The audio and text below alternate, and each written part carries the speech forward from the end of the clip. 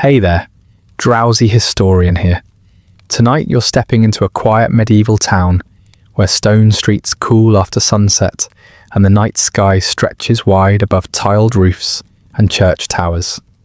You're not a king or a bishop, not a knight or a scholar of renown, just an astrologer, charting the heavens by candlelight, reading meaning in slow-moving stars while ordinary lives unfold below. Before we start, do me one small favour. Tell me where you're listening from and what time it is there. If you prefer these stories without ads, you can join the Patreon. It's linked in the description. And if you want the ultimate immersive experience, consider using a pair of wireless earbuds. They're comfortable, discreet, and designed so you can wear them even while sleeping. I've linked my favourite pair, plus other sleep tools, in the description. Now, lie back, get comfortable, let's begin. You wake before dawn, not to the sound of bells or voices, but to the quiet weight of the night still resting over the town. Darkness has not yet released its grip. The sky above remains deep and vast, scattered with stars that seem unhurried, as if they have all the time in the world. You lie still for a moment, breathing slowly, feeling the cold air brush your face through a narrow window left slightly open. The scent of damp stone, old wood, and last night's extinguished candle lingers in the room, and this hour belongs to you. The town below has not yet remembered itself. Roofs and chimneys sit in soft silhouette. Narrow streets curve like sleeping animals, empty and patient. Somewhere far off, a dog shifts and settles again. You hear no carts, no merchants, no arguments over prices. Only the faintest sounds reach you. The wind nudging a loose shutter, the distant trickle of water moving through a gutter, the slow breathing of the building itself as it cools from yesterday's sun. You rise carefully from your bed, placing your feet on the stone floor, chilled but familiar. The cold does not bother you. It sharpens the mind. You pull on a woolen robe, worn thin at the elbows, its weight grounding and reassuring. This garment has known many mornings like this one. It has brushed against ink stains, candle wax, parchment dust. It carries the quiet memory of long nights spent looking upward as you step closer to the window. The sky is still busy, stars cluster and scatter, each holding its position with calm indifference. You know many of them by name, though you rarely speak those names aloud. You know how they drift across the seasons, how they lean closer to the horizon or retreat higher into the dark. You know which ones rise before dawn, which vanish when the moon grows bold. Their order is slow and exacting, and you have learned to meet it with patience as you breathe in and let your eyes adjust. This is the hour when your work feels most honest. No one is asking questions yet. No one wants reassurance or justification or explanation. The stars do not demand answers. They simply exist, and you observe them quietly, respectfully, like a guest invited to watch but not interfere. Behind you, the room holds its shapes in shadow. A table stands near the wall, cluttered but purposeful. Rolled parchments rest beside a wooden box containing instruments that catch the faint starlight. Brass edges, engraved markings, smooth curves polished by years of handling. Your astrolabe waits patiently, as if it too has been awake all night, while a stack of star charts lies weighted beneath a stone, corners curled from use. You move toward the table and light a candle. The flame blooms softly, controlled and steady, throwing a warm circle onto the parchment and revealing inked lines, careful notes, small corrections made over time. You run your fingers lightly along the edge of a chart, feeling the faint ridges where the quill pressed harder, where certainty wavered and returned. Outside, the sky begins its gradual shift. Not yet dawn, but something closer to it, a gentle thinning of darkness. You are known in this town as someone who understands the heavens, and people say it with a mixture of respect and relief. They come to you with worries they cannot name properly. They bring aches, ambitions, anxieties, and hope that the stars might explain what they themselves cannot. You listen, you measure, you calculate, and then carefully you translate the vastness above into words small enough to be useful. But right now, none of that matters. You are simply awake beneath the sky. You open one of the narrow shutters and lean slightly out, resting your arms against the cool stone. The air carries the smell of earth and old fires. Somewhere nearby, bread is already baking, though the baker himself may still be half asleep. The town's life is gathering itself slowly, like a thought not yet spoken, as your eyes trace familiar patterns above. There is comfort in repetition, in knowing that no matter how strange the requests of the day become, the sky will behave as it always does. Planets will continue their slow wandering. Constellations will keep their shapes, even if people argue over their meanings. Time will move forward at its own pace, indifferent to human urgency. You are not fooled into thinking you control any of it, because your role is quieter than that. You're an interpreter, standing between human restlessness and cosmic indifference, shaping one into terms the other can accept. It is strange work when you think about it. You chart stars for nobles who trust the heavens more than common sense. You explain why a man's horoscope suggests gout, even as he refuses to stop eating rich meats and drinking sweet wine. You advise patience, moderation, proper timing. Often, the stars agree conveniently with what people already want to believe, and yet there is still something real in it. You have seen how people calm when their worries are given structure, how fear softens when it is named and placed within a larger order. The stars provide that order. They do not solve problems, but they slow the mind enough to endure them. A faint light touches the horizon, not sunlight yet, but a gentle suggestion of it. The stars begin to lose their sharpness, as if retreating politely. You watch them fade without sadness, knowing they will return tonight, as they always do. You step back inside and close the shutter, leaving only a thin line of night behind. The candlelight feels warmer now, more intimate. This room has held countless mornings like this one, where silence lingers just a little longer before the day demands attention. As you sit at the table and unroll a fresh sheet of parchment, the surface is smooth, pale, waiting. You dip your quill into ink, listening to the soft scratch as you test the nib. The sound is familiar, almost comforting. It matches the rhythm of your breathing, the steady pulse of waking. As you begin to draw lines, circles, angles, careful marks, the world feels orderly, not simple, but comprehensible. There is satisfaction in measuring something vast with something small, in acknowledging that while the heavens are beyond reach, they are not beyond observation. Outside, a door opens. Somewhere a footstep echoes briefly before disappearing. The town is waking, piece by piece. Soon someone will climb the stairs to your door, carrying a question heavy with personal importance. Soon you will nod, calculate, and offer words that balance truth with kindness. But for now, there is only this: ink on parchment, candlelight, and the fading memory of stars. You work slowly, not because the task demands it, but because slowness feels right. Each line drawn is deliberate. Each measurement taken is an act of respect. You are not rushing toward answers. You are lingering in the process, letting meaning emerge at its own pace, because the sky has waited centuries to be read, and it can wait little longer.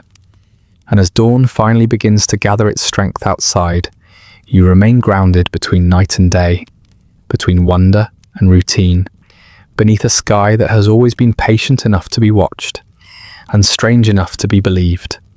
The candle burns lower as the sky outside brightens just enough to soften the darkness, and you remain seated at your table, shoulders relaxed, attention resting on the slow movement of your hand. Ink gathers at the tip of the quill, then releases itself onto parchment in careful strokes. The sound is faint but steady, a gentle scratching that fills the room more completely than any voice could. and this work asks for patience, which you give willingly. The parchment beneath your fingers is not new. It carries the faint scent of animal hide, scraped and stretched long before it reached your table. Tiny imperfections ripple across its surface, reminding you that nothing here was made quickly. You adjust your hand slightly, angling the quill to accommodate a rough patch, and continue copying a column of numbers without breaking rhythm, aware that the figures describe the heavens, but come to you through many hands. You copy star tables, whose origins stretch far beyond this town, far beyond your own lifetime. The names and calculations you preserve travelled across seas and deserts before settling into your care.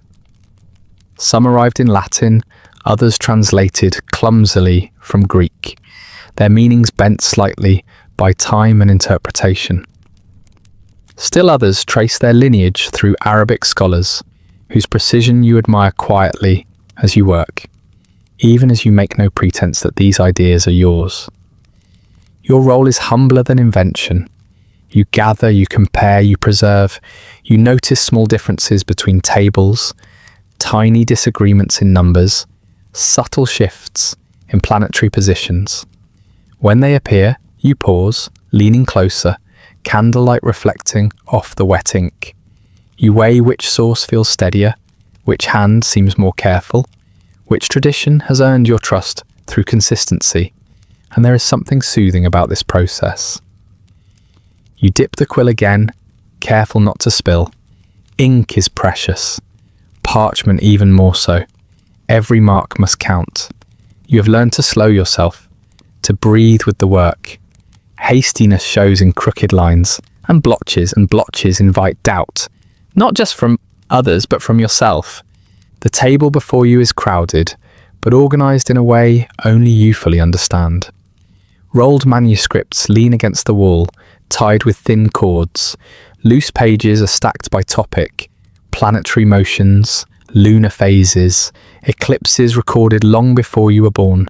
Margins carry notes from scholars whose names you know only faintly, their handwriting distinct, their concerns surprisingly familiar. You run your thumb along the edge of one manuscript and feel the slight roughness where pages were trimmed unevenly.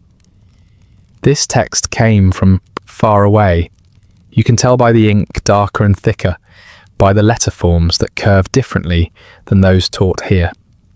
It speaks of stars with a confidence that feels both bold and careful, as if the writer knew the sky well enough to respect its silences. And you copy a passage slowly, translating not just words, but intent. The candle flickers, and you shield the flame briefly with your hand. Shadows stretch and contract along the walls, turning shelves into wavering silhouettes. Outside, the town has fully awakened now. You hear distant voices, a cart rattling over stone, the rhythmic thud of a door opening and closing. All of it arrives softened, as though the room itself chooses what to admit, and here the world feels smaller and more manageable. You pause to flex your fingers, feeling the stiffness settle in. Writing is a physical act, despite its quiet appearance. Your hand aches slightly, your wrist stiff from hours of careful motion. You welcome the sensation. It reminds you that knowledge is carried by bodies as much as by minds, and that the wisdom you copy was never meant to be effortless.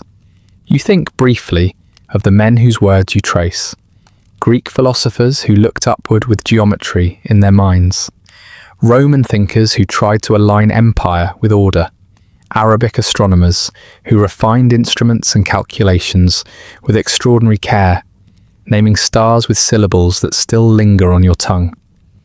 Their worlds were different from yours, but the sky they studied was the same, and that continuity comforts you. You are part of a long, quiet chain.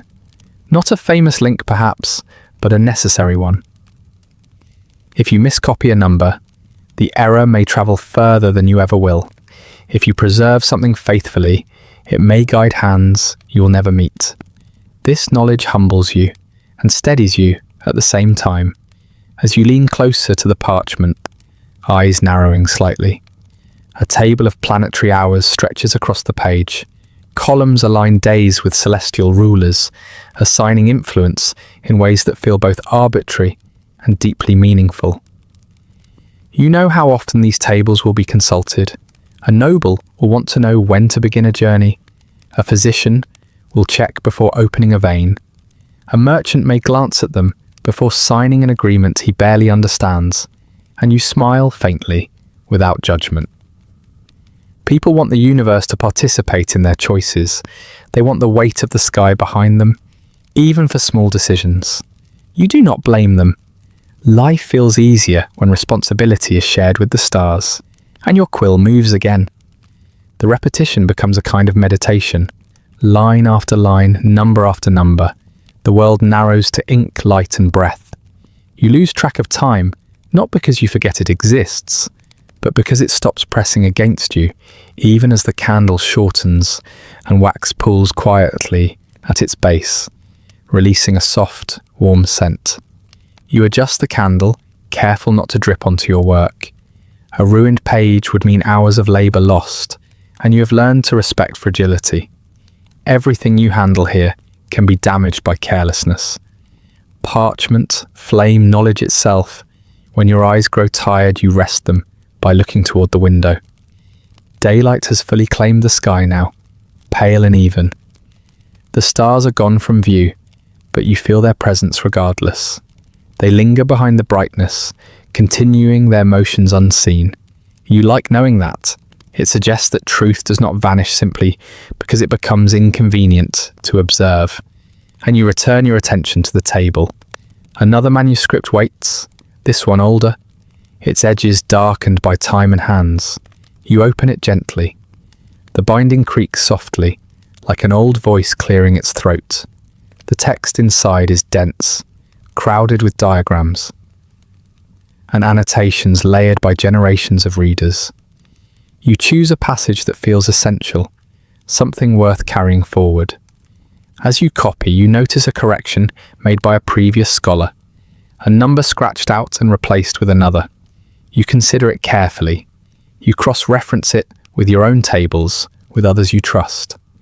After a moment, you nod to yourself and adopt the correction, preserving not just the original thought, but its refinement. This is how knowledge lives, not in perfection, but in attention. Your stomach reminds you gently that time has passed. You ignore it for now. Hunger can wait. The flow you have found is delicate, and you prefer not to disturb it. There will be bread later, and perhaps cheese if fortune is kind. For now, this nourishment is enough. You set the quill down, at last, not because the work is finished, but because the page is. The ink dries slowly. You blow on it gently, then place a clean sheet over the top to protect it. The satisfaction you feel is quiet, contained. No one will applaud this effort. Few will even notice it directly, and yet it matters. You tidy the table just enough to keep order intact, stacking pages carefully, aligning corners. Each movement feels deliberate, almost ceremonial. This space is shaped by routine, and routine gives it meaning. As you rise from the chair, the room seems to breathe with you. The borrowed wisdom you carry is heavy, but not burdensome. It settles into you, shaping how you look at the sky, how you listen to people, how you accept uncertainty. You do not claim to command the heavens. You simply learn how to listen more closely, and as you step away from the table, leaving the candle to burn a little longer, the quiet labour of copying gives way naturally to the rest of the day. A day shaped, as always, by stars you did not invent but have come to know by heart. The light outside has grown steady now, neither sharp nor dramatic, just present, and it settles into the room as naturally as dust. You adjust your position near the table, not to work this time, but to think. Your body remembers these moments as clearly as your mind does. The slow hours when knowledge first began to take shape, not as answers, but as habits. Learning the heavens was never a sudden awakening. It arrived the way most lasting things do, gradually, through repetition. You remember sitting for long stretches in rooms much like this one, though smaller, colder, and far less forgiving. The walls were bare then, the benches hard. Wax dripped freely, because no one had yet taught you how to save it. You learned early that astrology did not reward impatience. It asked you to look again, and then once more, without frustration. The first lessons were names. Planets before people: Mercury, Venus, Mars, Jupiter, Saturn. You learned them not as personalities, but as wanderers, lights that refused to stay fixed, like the stars around them. You memorized their paths, their speeds, the way some lingered while others hurried across the sky. At first they blurred together, nothing more than points of light that moved when everything else stayed still. Slowly they separated themselves in your mind. Each planet gained a rhythm. Each one behaved in ways that could be expected, if not fully understood. You learned to anticipate them, not emotionally, but mechanically. This one rises just before dawn. That one disappears for weeks, hidden in brightness. You stopped asking what they meant, and focused instead on where they were, trusting that meaning would come later. Then there were the signs. 12 divisions of the sky, neat and orderly on parchment, far less tidy overhead. You learned their symbols, their elements, their temperaments. Fire, earth, air, water, hot, cold, dry, moist. You repeated them until they lived comfortably in your thoughts, until you could recall them without effort, like directions to a familiar place. At times the system felt absurd in its confidence, and yet it worked. Not because the stars demanded it, but because the human mind needs structure to remain calm in the face of infinity. Dividing the sky into signs made it approachable. It turned something vast into something navigable, and you remember how often your instructors insisted on precision. A degree mattered, a minute mattered. You were corrected for careless glances and rough estimates. You learned to measure angles properly, to account for latitude, to adjust for time. You were taught that astrology begins where imagination ends, and that lesson stayed with you. The houses came next, and with them complexity. 12 more divisions, this time rooted not in the stars themselves, but in the horizon, the angles of the earth beneath your feet. These were trickier. They shifted with location and time, demanding attention to details most people never notice. You struggled with them at first, not because they were difficult, but because they required humility. The heavens do not look the same from everywhere, and this realization changed how you thought about knowledge itself. Truth, you learned, often depends on where one stands. The sky remains constant, but perspective reshapes it. You spent hours drawing charts by hand, circles within circles, lines crossing at careful angles.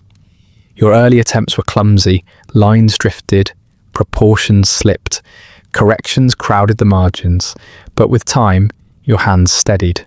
The geometry became familiar. The chart stopped feeling like a puzzle and began to feel like a map. Not a map of destiny, but a map of attention. You were taught early not to promise certainty. Those who did were either fools or performers. Real astrologers spoke softly. They used words like inclination, tendency, influence. They left room for error, for choice, for the unpredictable weight of human behavior. You appreciated this restraint. It made the work quieter, more honest. There were nights when you sat outside for hours, neck aching, eyes watering, doing nothing more than watching. No calculations, no instruments, just observation.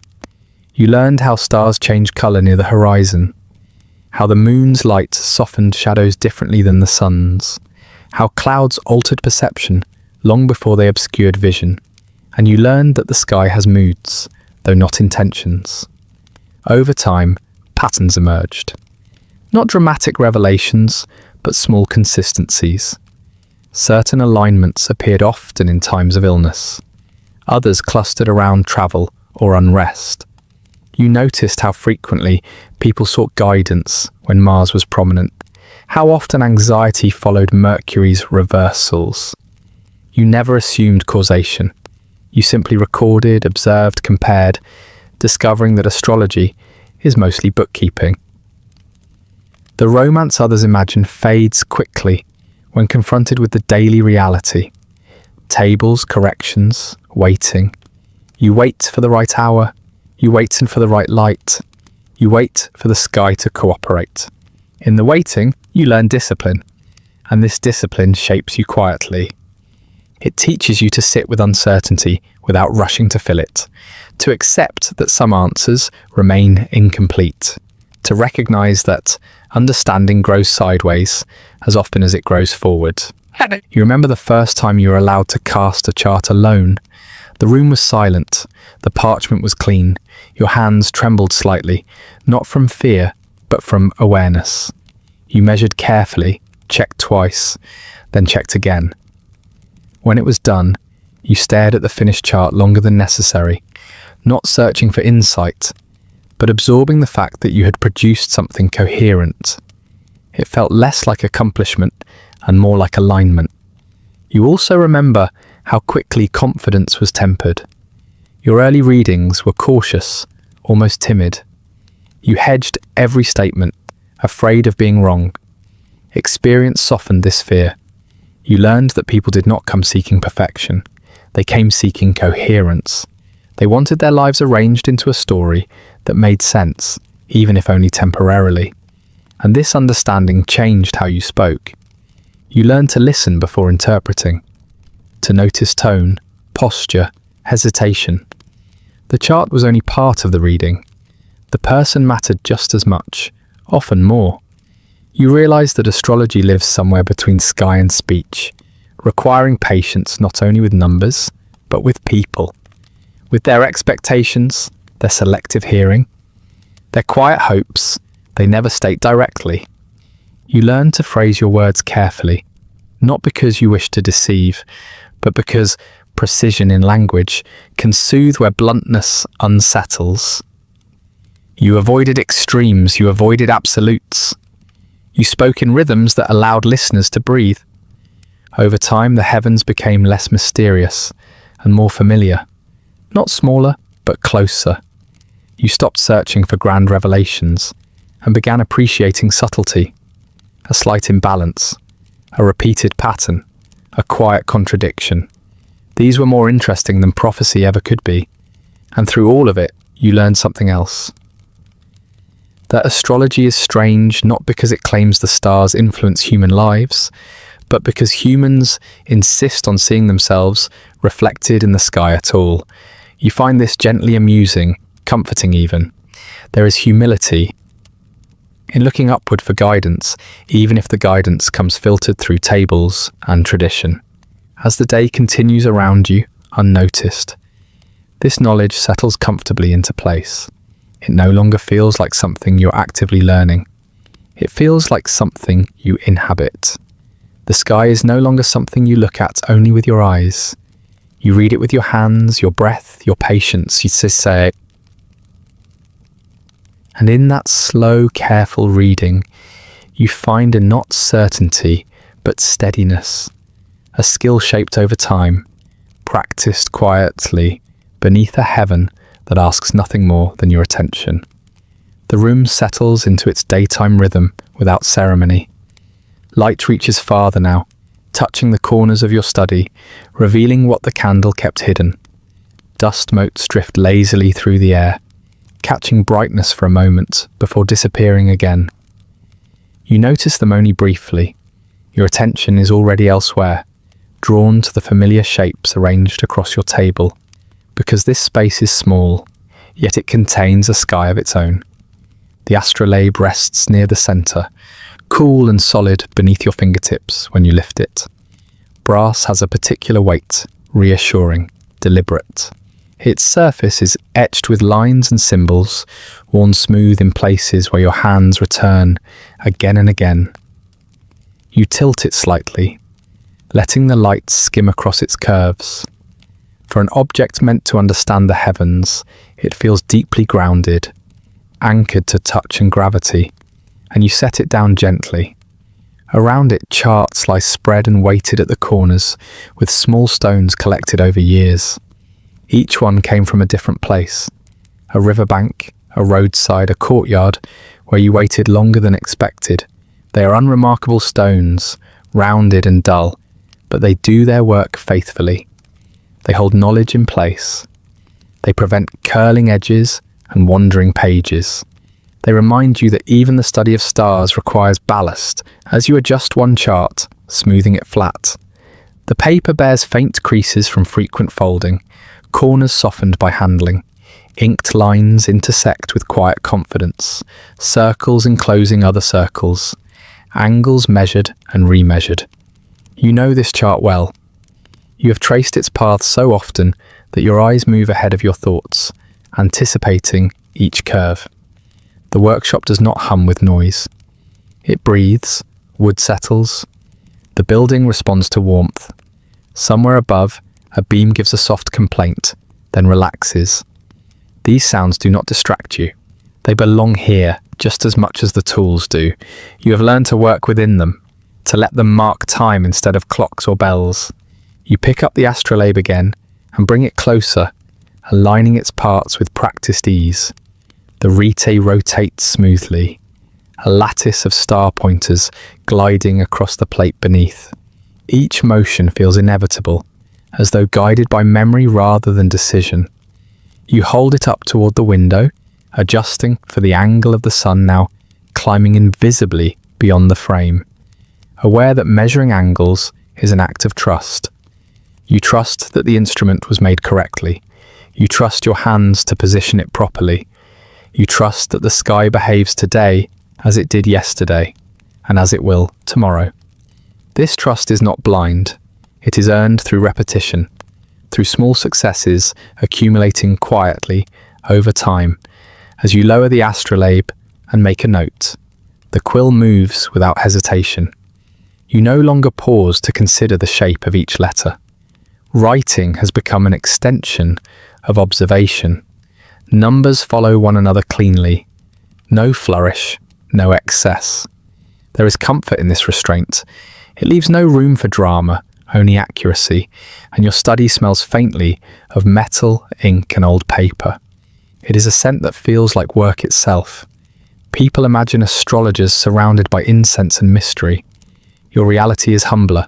Wax drips, parchment flakes, instruments need cleaning, knowledge leaves residue. You wipe the astrolabe with a cloth, careful not to dull its surface, knowing that maintenance matters. An instrument neglected becomes unreliable, and unreliable tools breed doubt. You have seen others rush this step, eager to move on to interpretation, to the moment when words impress listeners. You are in no hurry. The sky rewards patience. Charts are consulted, adjusted, consulted again.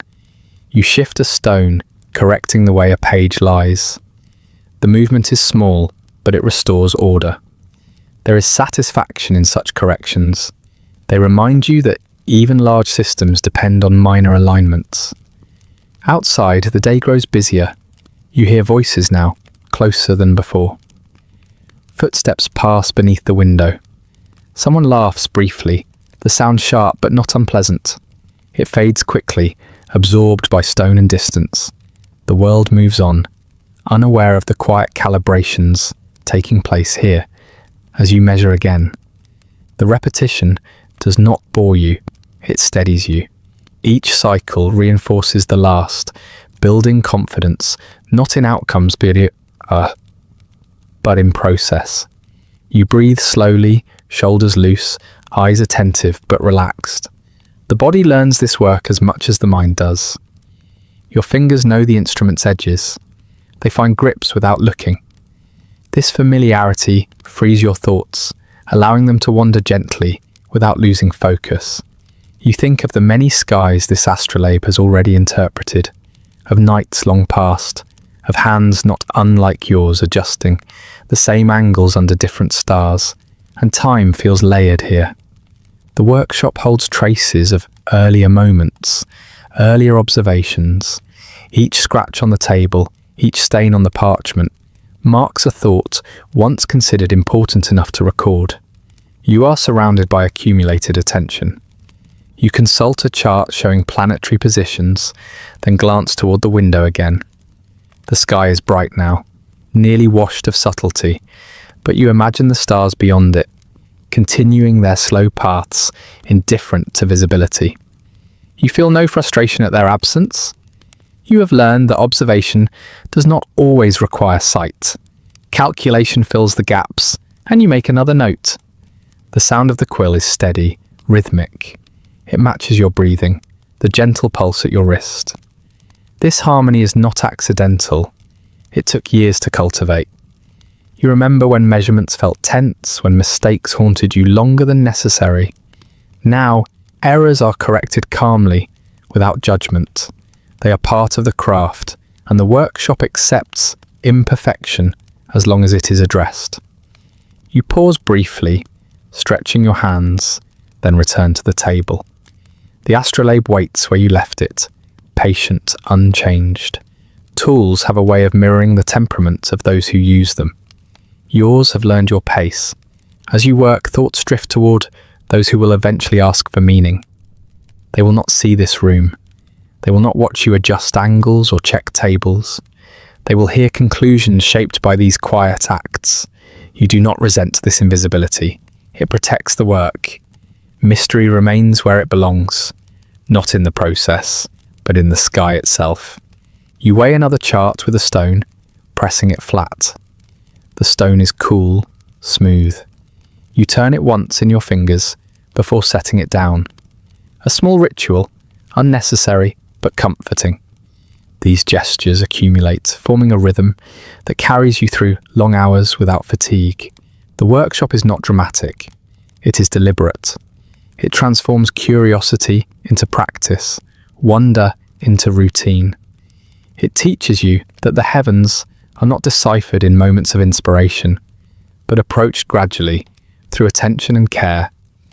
As the day continues to unfold beyond your walls, you remain here, surrounded by tools that translate sky into symbol, movement into measure.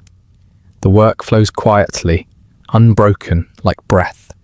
And in this modest room, where brass and parchment stand in for stars and distances, the vastness above becomes something you can hold, not in certainty, but in steady, practiced hands. The first knock arrives softly, almost politely, as if unsure whether it should interrupt the quiet order of your room. You hear it even before it fully sounds, a subtle disturbance in the air, a shift in expectation. The workshop seems to pause with you. The astrolabe rests where you left it. The charts remain weighted and still, and you do not rush. There is a particular pace to opening the door for those who arrive with questions heavier than they admit. You rise, smoothing the front of your robe, and cross the narrow space to the door. The wood is cool beneath your palm. When you open it, the outside world spills in gently, carrying daylight, wool, and faint traces of perfume meant to signal importance. The visitor stands taller than necessary. Fine fabric drapes over their shoulders, dyed deep and rich, trimmed carefully. It smells faintly of lanolin and smoke, of wealth warmed by hearth fires. Their boots are clean, though scuffed just enough to suggest movement rather than leisure. They hold themselves with practiced assurance, yet their eyes betray something less composed, because worry has a way of slipping through silk. You step aside without ceremony, allowing them to enter.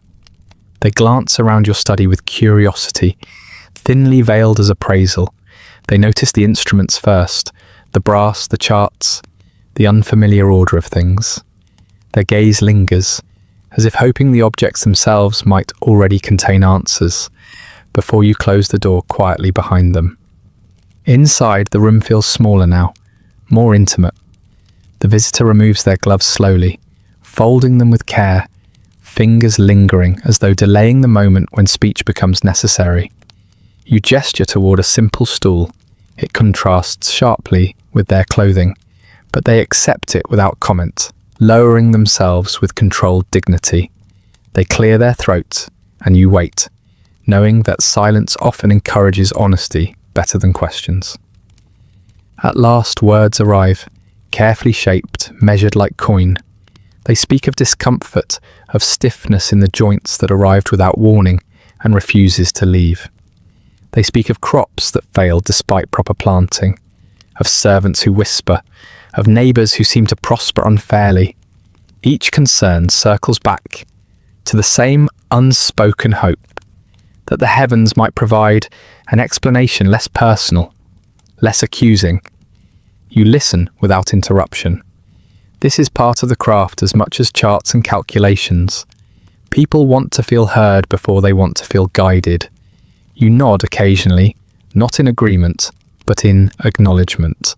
Your expression remains calm, attentive, neither impressed nor dismissive, and when they finish, they look to you expectantly. You move back toward the table.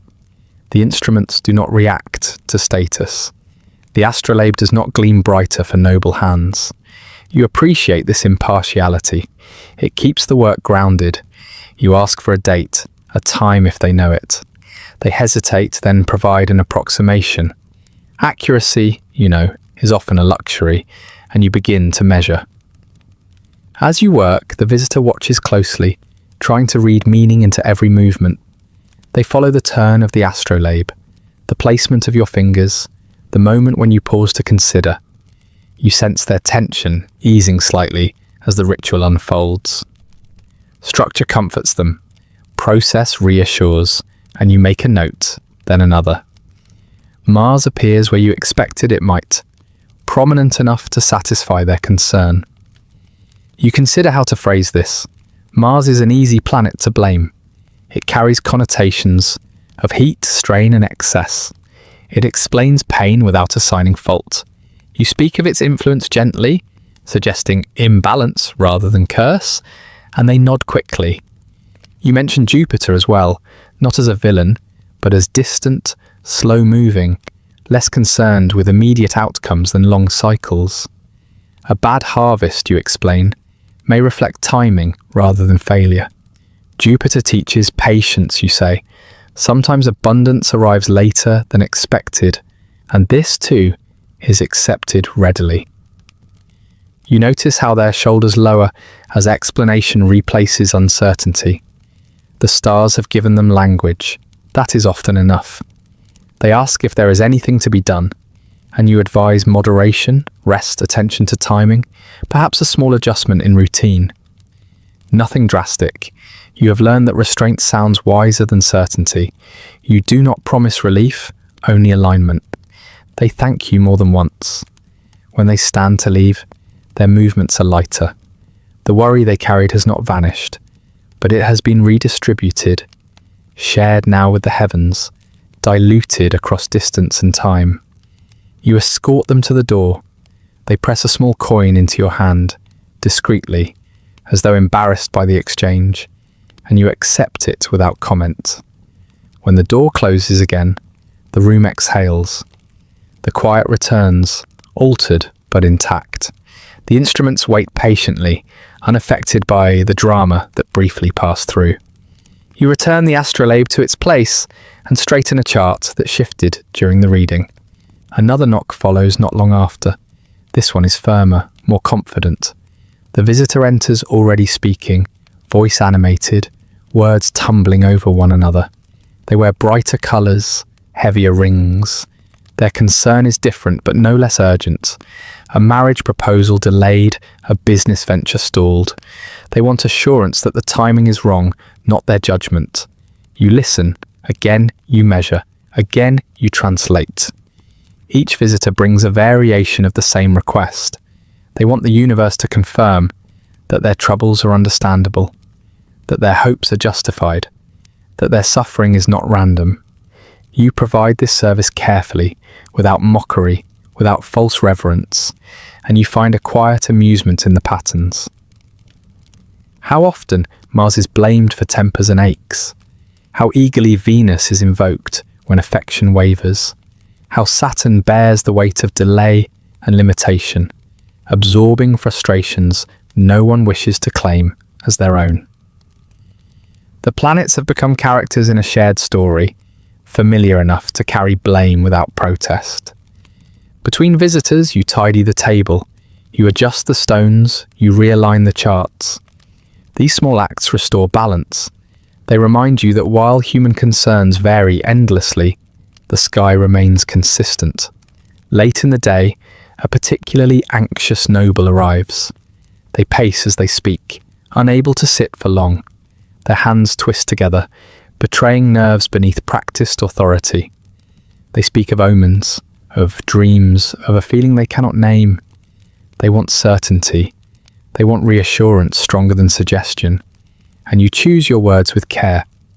You speak of cycles, of how anxiety often gathers when change approaches, of how the heavens reflect tension without creating it. You guide them toward patience, toward acceptance of what cannot be forced, and they leave quieter than they arrived. As the light outside begins to soften, the knocks grow less frequent. The town settles into its afternoon rhythm. You sit alone again, hands resting on the table, feeling the residue of other lives briefly intersecting with yours. This is the strange balance of your work. You spend hours measuring distant stars so that others may better endure their immediate worries. You translate the vast into the personal, the impersonal into comfort. You do not claim to solve problems. You simply help place them within a larger order. The sky does not care who knocks at your door, but you do. And so, when nobles arrive wrapped in fine wool and worry, you meet them where they are, between faith and fear, offering not prophecy, but perspective, shaped patiently beneath a heaven that remains, as always, quietly indifferent and endlessly useful. When the door finally rests closed for a while, the room returns to its quieter self, though it does not feel empty. It feels occupied by echoes, voices softened by stone, worries that have not vanished, but have loosened their grip. You sit again at the table, not immediately reaching for any instrument, allowing stillness to settle first. This pause matters. It gives the work its shape, because hope, you have learned, arrives before the chart is even drawn. It enters with the person, carried in posture and tone, tucked into the pauses between sentences. By the time someone sits across from you, they have already decided what kind of answer they want. Your task is not to grant wishes, but to make uncertainty feel inhabitable as you slide a fresh sheet of parchment closer. Its surface is blank and calm, like a pond before a stone is dropped. You smooth it once with your palm, feeling its slight resistance, and then reach for the tools you know so well. The motions are gentle, unhurried. Nothing about this work benefits from speed. People relax when they see time being taken on their behalf, and you begin by marking the circle. A horoscope always starts the same way, but no two ever feel identical. The circle is both boundary and invitation. Inside it, the sky becomes approachable. Outside it, the world waits. You draw the divisions with steady attention, not because you believe they carve destiny, but because they create a language that allows people to speak about what troubles them without naming it directly. As you work, you listen. Sometimes the person across from you continues talking, filling the quiet with details that seem unrelated, a childhood illness, a disagreement with a brother, a sense of restlessness that will not go away. You let these words pass through you without interruption. They are part of the chart, even if they never touch the page, as you note the positions carefully. Planets fall into their places, not with drama, but with inevitability. Their arrangement rarely surprises you. What surprises you is how readily people recognize themselves in the patterns you describe. You mention tension between influences, and they nod. You point out delays, and they sigh with relief, as though permission has been granted to stop forcing progress. The horoscope does not predict their future. It organizes their present. You choose your words slowly. You speak of tendencies, not outcomes, of influences that lean rather than push, of moments that favor rest over action, reflection over decision. You leave space for movement, for choice. You have learned that people listen better when they do not feel trapped by what they hear, because the sky offers suggestion, not command. You notice how often people mistake reassurance for certainty. They are not asking to know what will happen. They are asking whether what they feel makes sense. The chart gives them a framework in which confusion appears orderly, temporary, even meaningful. You say gently that this is a time for patience. You say that effort has not been wasted, only slowed. You say that rest is not failure. These ideas are not written in the stars, but they fit comfortably beneath them. The person breathes differently now. Their shoulders drop. Their gaze softens. The chart has done its quiet work. It has absorbed some of their worry, redistributed it across symbols and cycles too large to argue with. The heavens, vast and impersonal, make an excellent place to set down personal burdens. You are aware of the strangeness of this exchange. You sit between numbers and nerves, between astronomy and emotion. You measure angles while translating fear into patience. You use the slow certainty of planetary motion to counter the urgency of human thought, and there is no deception in this, only alignment. You remember how, early on, you tried to be more precise than necessary. You offered timelines, you pointed to dates. You learned quickly that this invited disappointment. Now, you let the chart breathe. You let interpretation remain flexible. Like the lives it touches, when someone asks directly whether something will happen, you respond by describing conditions. If this influence remains strong, if that tension eases, if time is allowed to do its quiet work. These phrases are not evasions, they are acknowledgements of reality. Life unfolds through variables too numerous to chart completely, and the stars remind people of this. You notice that many clients return not because the horoscope proved accurate, but because the experience felt steadying. They return when uncertainty grows heavy again, when decisions pile up faster than confidence. They return because sitting quietly with a chart slows the mind, and you offer them this slowness deliberately. Your voice remains even, your gestures minimal. You avoid grand pronouncements. The quieter the delivery, the more deeply it settles. You have learned that calm is contagious. Between readings, you study the charts you have drawn. They remain on the table for a while, like guests reluctant to leave. You glance at them, not to reanalyze, but to appreciate the diversity of concerns they represent. Love, health, work, timing. The themes repeat endlessly, though the faces change, because human hope is remarkably consistent. People want relief, but not emptiness. They want reassurance, but not silence. They want to believe their struggles are part of something larger, something that makes sense. Astrology offers this without demanding obedience. It frames life as participation rather than punishment. You tidy the charts, stacking them carefully. The stones are returned to their places. The table regains its familiar order. Each reset feels like a quiet promise that the next person will receive the same attention as the last. As the day drifts onward, light shifts across the room. It moves slowly, marking time without urgency. Shadows lengthen, then soften. You adjust your seat to remain comfortable, aware of your body, but not distracted by it. This awareness extends to others as well.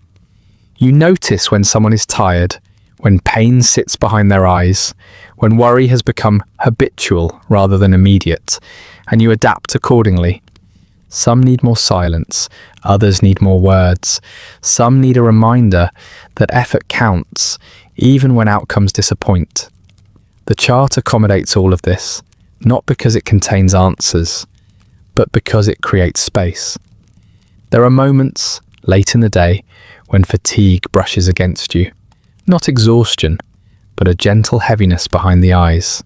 You welcome it. It signals that attention has been given generously. You drink water slowly, letting it ground you again, and the work continues at its measured pace. You think briefly of how odd it is that the sky, so distant and unconcerned, has become a tool for comfort. Stars burn, planets wander, indifferent to individual lives, and yet by observing them carefully, by arranging their motions into patterns, you help others feel less alone in their uncertainty. This does not trouble you. Meaning does not need to be assigned by the universe to be useful. Humans have always been skilled at finding comfort in patterns, at drawing warmth from repetition. The stars simply offer a particularly beautiful canvas. As evening approaches, the quality of questions shifts. They grow quieter, more reflective, fewer demands, more wondering. You respond in kind, letting interpretations remain open-ended, suggestive rather than directive. The sky, after all, will soon return to view, and with it the reminder that movement continues even when answers do not arrive immediately. When the last visitor leaves and the door closes gently, once more you sit alone with the fading light. The charts rest, complete. The instruments wait. The room holds its calm. You have not predicted destinies. You have done something subtler. You have taken uncertainty and given it edges soft enough to hold, arranging fear into forms that feel manageable. You have translated the distant motions of the heavens into language that soothes rather than commands, and in doing so, you have watched hope take shape. Not as promise, but as patience. Beneath a sky that offers no guarantees, only steady movement and the quiet reassurance of continuity. The day leans gently toward its later hours, and with it comes a particular kind of visitor. You recognize the signs even before the door opens fully. The careful step, the restrained wince, the way weight is shifted from one foot to the other, as if the floor itself has become suspicious. When this person enters your study, wrapped in layered cloth and quiet discomfort, the air seems to thicken slightly, with unspoken complaint, even as they greet you with dignity. Pain, especially when it lingers, teaches people manners. It makes them cautious with their movements, deliberate with their words. This visitor lowers themselves onto the stool slowly, hands resting on their knees, fingers stiff, knuckles swollen just enough to catch the light. You notice these details without staring. Years of practice have trained your eyes to observe gently. They speak of aches that arrive without invitation, of joints that refuse to cooperate in the morning, of nights interrupted by a dull, insistent throb. They say the word gout with a tone that suggests both familiarity and resentment. It has become a companion they never asked for, but cannot dismiss, and they wonder aloud if the heavens have turned against them. You listen, nodding once. There is a softness required for this kind of question. Pain sharpens anxiety, and anxiety seeks meaning wherever it can find it. You do not rush to your instruments. Instead, you allow the concern to settle in the room, to take up space without judgment, and when you finally rise, it is with unhurried intention.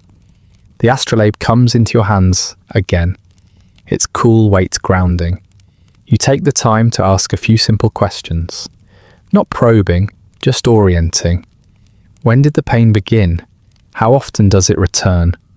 What comforts it, even slightly? The answers are given carefully, as if precision might lessen the ache, and you measure, calculate, and consider. Saturn emerges quietly, as it so often does in these conversations. It does not announce itself dramatically. It simply sits where it always sits, patient, slow-moving, unbothered by human discomfort.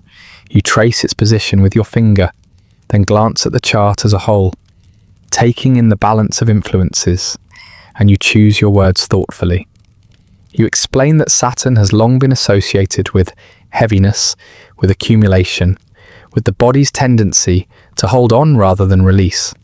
You speak of stiffness, not as punishment, but as a kind of excess, too much richness, too much indulgence, too much time spent enjoying the comforts earned over a lifetime. The visitor listens closely. You notice a flicker of recognition cross their face. They do not interrupt when you mention rich foods, heavy meats, sweet wines. You do not accuse, you merely describe patterns. Saturn, you say, favours moderation, And when ignored, it reminds the body of limits in its own slow way, and this explanation is received with relief. It shifts blame away from the self without denying responsibility entirely. It allows age to become a factor rather than a failure. The heavens have spoken, and their message is inconvenient but understandable. You feel a quiet amusement stir within you, not mockery, never that, but a gentle awareness of how neatly the cosmos accommodates human habits, how readily celestial order becomes a mirror for earthly indulgence. You keep this amusement private. Outwardly, your expression remains composed, respectful, as you suggest small adjustments. Nothing extreme, less excess, more rest, attention to timing.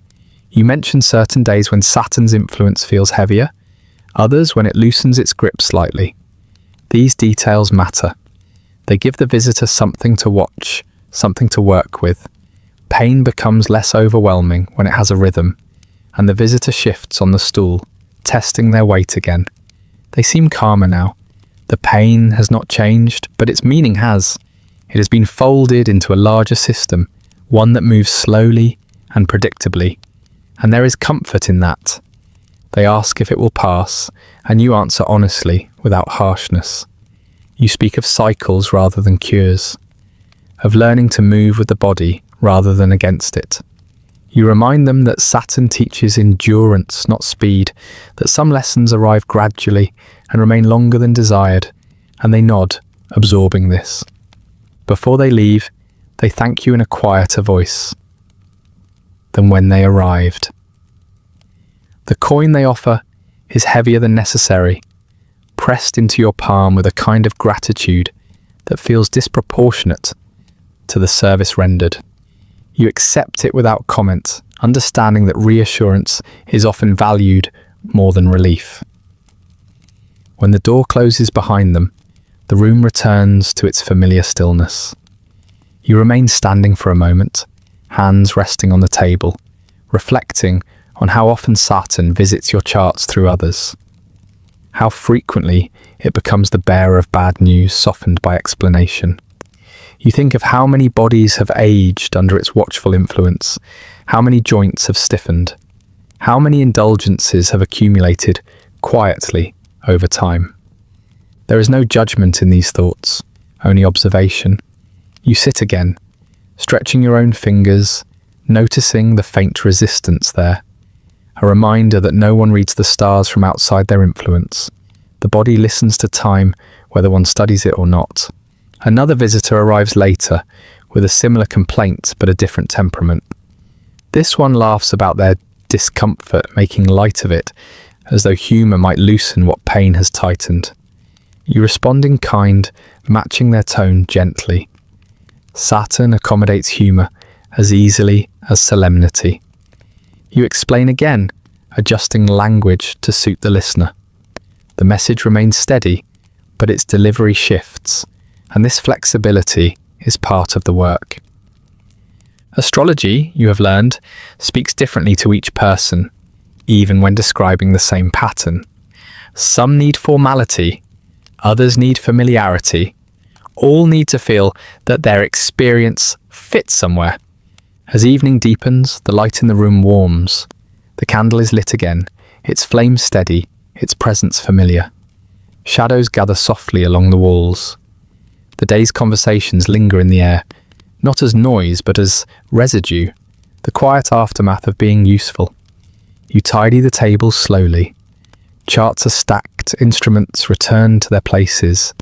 The astrolabe catches the candlelight once more, its surface glowing faintly. You pause to look at it, thinking of how often it has been lifted in service of explaining aches, delays, disappointments. The heavens do not cause gout, you know this, and yet the explanation works. It provides language for acceptance. It reframes excess as imbalance rather than sin. It allows people to age without feeling personally betrayed by their own bodies. And there is something kind in that. You move toward the window, opening it just enough to let cool air in. Outside, the sky darkens gradually. preparing to reveal its lights once more. You feel the familiar anticipation settle in your chest, not excitement, but readiness. The stars will rise, people will continue to age, to ache, to wonder why comfort sometimes turns against them. You will continue to explain, gently, how the slow movements above reflect the slow changes below. And in this strange exchange, where Saturn takes responsibility for rich meals and stiff joints, you find not absurdity, but a quiet harmony, a way for human bodies and cosmic patterns to share the burden of time together, beneath a sky that never hurries and never apologizes. As evening settles more firmly into the town, the concerns that arrive at your door grow quieter, heavier, and more physical. Pain, fatigue, imbalance, these do not announce themselves loudly. They seep in, carried by slow footsteps and careful breathing. When such visitors sit before you, the air in the room feels different, denser, as though the body itself has brought its weight inside. You reach not only for star charts now, but for others kept nearby, stacked neatly yet rarely shown to those who ask for simple reassurance. These pages smell faintly of dried herbs and old ink. Their margins are crowded with symbols that map the human body the same way constellations map the sky. Head to Aries, chest to Cancer, liver to Jupiter, bones to Saturn.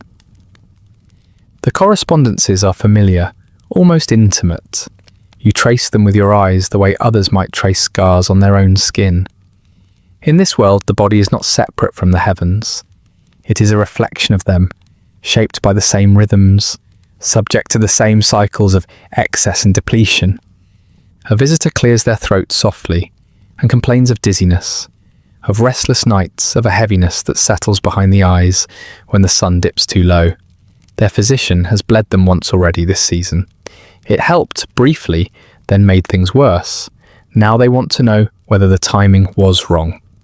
You do not react with surprise. Timing is often wrong. You draw the medical chart closer and glance at the lunar phases marked along its edge. The moon governs fluids, moods, tides within the body that cannot be seen but are deeply felt. You explain that blood, like water, responds to lunar influence. To open a vein when the moon is full is to invite excess. To do so at the wrong hour is to confuse the body rather than relieve it. They listen intently, and you notice how people accept this logic more readily than explanations involving humours and balances alone. The moon is visible. It feels present. Its changes are undeniable. Linking it to the body makes instinctive sense, even if the reasoning remains hazy. You speak of moderation again, not as a moral judgment, but as a practical approach. The stars do not demand perfection. They favour alignment. You suggest days when rest will serve better than treatment, nights when sleep may come easier if meals are lighter, when the body will release tension without force. You mention bedtime, and this always captures attention. Sleep, you explain, has its own astrology. Certain hours belong to restoration, others to digestion, others to dreams that wander restlessly. Going to bed at the wrong time can disrupt the body as surely as any illness, and the visitor nods, considering their habits with new curiosity. You are careful not to overwhelm them. Astrology and medicine intersect easily, but they can become tangled if explained too forcefully. You offer just enough detail to give shape to their experience. The rest you leave implied. When they leave, you sit alone for a moment, fingertips resting on the medical chart. You think of how strange this knowledge might appear to someone outside this world. The idea that the stars govern veins and organs, that planets influence fevers and sleep, and yet within these walls it feels coherent. The body, after all, responds to rhythms constantly. Day and night, hunger and fullness, exertion and rest. Why should it not respond to the sky as well? You recall the physicians you have known. Some scoff at astrology publicly, yet consult you quietly before major procedures. Others embrace it fully, aligning treatments with planetary hours and lunar phases. Most fall somewhere in between, pragmatic enough to borrow what seems to work, and you respect this pragmatism. Healing, like astrology, is less about certainty and more about balance. You have seen patients improve, not because the stars demanded it, but because belief encouraged patience, and patience allowed the body to recover. Another visitor arrives just after dusk, older, movement slow, eyes clouded with fatigue. They complain of poor sleep, of waking drenched in sweat, of dreams that leave them more tired than rest ever could. You listen, then consult the chart again, noting the influence of Mars and the Moon together, heat and motion working against rest. You suggest simple changes, cooler rooms, lighter meals, avoiding certain hours for sleep. These recommendations are not dramatic, but they are delivered with the quiet authority of the heavens behind them. The visitor seems relieved. Sleep, once framed as a cosmic rhythm rather than a personal failure, becomes something they can approach gently rather than force. As the night deepens, the room grows quieter between visitors. You light another candle. Its glow warms the charts, making the ink seem almost alive. The boundaries between star maps and body maps blur in the soft light. Circles overlap. Symbols echo one another. You feel a deep familiarity settle in. This blending of astronomy and medicine has become second nature to you. You no longer question its strangeness. It simply is. The sky moves, the body responds. You observe both with equal care. You stretch your own shoulders, aware of a mild stiffness there. Saturn again, perhaps, or simply time. You smile faintly at the thought. Knowing the patterns does not exempt you from them. If anything, it makes you more attentive to their presence. Outside, the sky has fully darkened. Stars begin to appear, one by one, reclaiming their places. You glance up briefly through the window, recognizing familiar shapes. The same lights that guide bloodletting schedules and sleep advice now shine down silently, indifferent to their earthly applications. You return to the table. The charts remain open, inviting contemplation. You consider how many lives are quietly shaped by these intersections, how many nights of better rest, how many less painful mornings, how many small adjustments, guided by an idea older than memory. The work is strange, and yet it feels deeply human. People have always sought patterns to make sense of their bodies, to explain why pain arrives when it does, why rest sometimes heals and sometimes fails. Astrology offers a language that connects flesh to cosmos, suffering to cycle. You gather the charts and place them carefully aside. The room feels settled again, ready for the long watch of night. Tomorrow will bring more questions, more aches, more requests for alignment between sky and skin. For now, you sit quietly, listening to the building breathe, feeling your own body settle into its evening rhythm. Above you, the stars continue their patient movement, guiding not only sailors and calendars, but veins, sleep, and the fragile hope that balance can be restored. If only one learns when to act and when to let the body follow the sky's slow, forgiving pace. Night has settled comfortably now, not abrupt or demanding, but complete in a way that feels earned. The candle burns steadily, its flame tall and patient, and the room holds a deeper quiet than it did earlier. Outside, voices have thinned, doors close more gently. The town has begun to move at the pace of reflection rather than necessity, and this is when questions of timing arrive. They come from people who are not sick, not desperate, but uncertain. Their concerns are ordinary, almost modest. When to plant, when to begin a journey, when to sign a contract, to marry, to rest. They arrive with the sense that life is ready to move forward. If only someone might tell them when, and you listen to these requests with particular care. Timing is subtle. It does not shout. It whispers through patterns that reward patience more than cleverness. You invite each visitor to sit, letting the quiet settle around them before you speak. The pause is intentional. It reminds both of you that time itself cannot be hurried, as you reach for a chart marked not by stars alone, but by hours. Planetary hours, carefully counted, stretch across the day and night in uneven segments. Each one belongs to a different influence, a shifting emphasis rather than a command. You run your finger along the markings, noting how the night hours lengthen, how the balance tips as seasons change, and you explain that not all moments are equal. Some favour beginnings, others favour endings. Some reward effort, others reflection. Most people know this instinctively, though they rarely articulate it. They feel it in their bones when a task resists them, or when something unfolds with surprising ease. Astrology gives this intuition a vocabulary. A farmer sits before you, hands rough, nails permanently darkened by soil. He speaks of planting too early last year, of seeds lost to cold rain. This year, he wants reassurance. He wants the earth and sky to agree before he risks his labour again, and you consult the moon. You explain how its waxing favours growth, how certain signs lend steadiness to roots rather than leaves. You do not promise abundance, you simply suggest patience.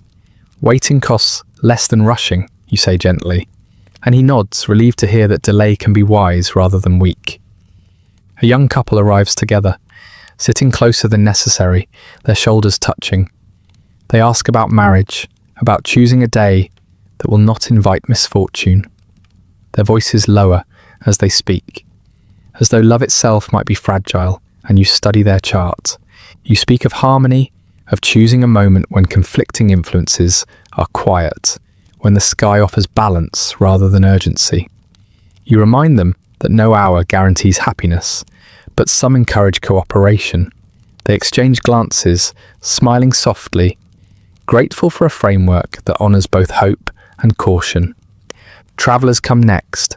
They speak of roads, of sea crossings, of timing departures to avoid mishap. You note Mercury's movements, the moon's condition, the temperament of Mars. You recommend certain days and discourage others, always explaining why. Understanding matters as much as advice. People accept delay more easily when it feels purposeful, and you notice how carefully they listen. Choosing the proper moment carries weight because it shifts responsibility outward. If something goes wrong, it was not recklessness, but misalignment. If it goes well, it feels earned, affirmed by the heavens themselves, and you are aware of the strange comfort this provides. People like to believe that time can be friendly, that it can be approached respectfully rather than battled. By consulting you, they are not surrendering agency, they are refining it. Between visitors, you sit quietly. The candle flickers, responding to subtle currents of air. You watch the flame lean and recover again. It reminds you of people, of how they move through time, adjusting constantly, rarely noticing the forces shaping their motion. You think of your own habits. You wake early, you work steadily, you rest when the room grows dim. Your life has gradually aligned itself with the rhythms you advise, not out of superstition, but out of familiarity. It feels easier to move with time than against it. Another visitor arrives late, hesitant. They speak of rest, of exhaustion that has crept in unnoticed. They want to know when to stop pushing, when to allow themselves to pause. This question carries a different weight. It is not about action, but about permission, and you respond gently. You point to hours governed by quieter influences, times when the body releases rather than resists. You speak of sleep as an agreement with time rather than a surrender to it. They listen closely, as though hearing this for the first time, and when they leave, they move more slowly, thoughtfully. The room feels fuller now, saturated with small decisions entrusted briefly to you. None of these choices will change the world. All of them will shape lives in subtle ways. You feel the quiet responsibility of this role settle comfortably on your shoulders. Outside, the stars continue their slow passage. You glance at them occasionally, not searching, simply acknowledging their presence. They move without urgency, marking time without concern for how it is used. This indifference is what makes them useful. They provide reference without judgment. As the night deepens, your voice grows softer. You speak more slowly, allowing words to land and rest. Visitors respond in kind. Conversations stretch gently, unhurried. Time itself seems to relax in the room, bending slightly around the act of being considered. You notice how often people thank you, not for the advice, but for the waiting, for the way you did not rush them, for the way you let silence do some of the work, for the way the question itself felt lighter after being spoken aloud.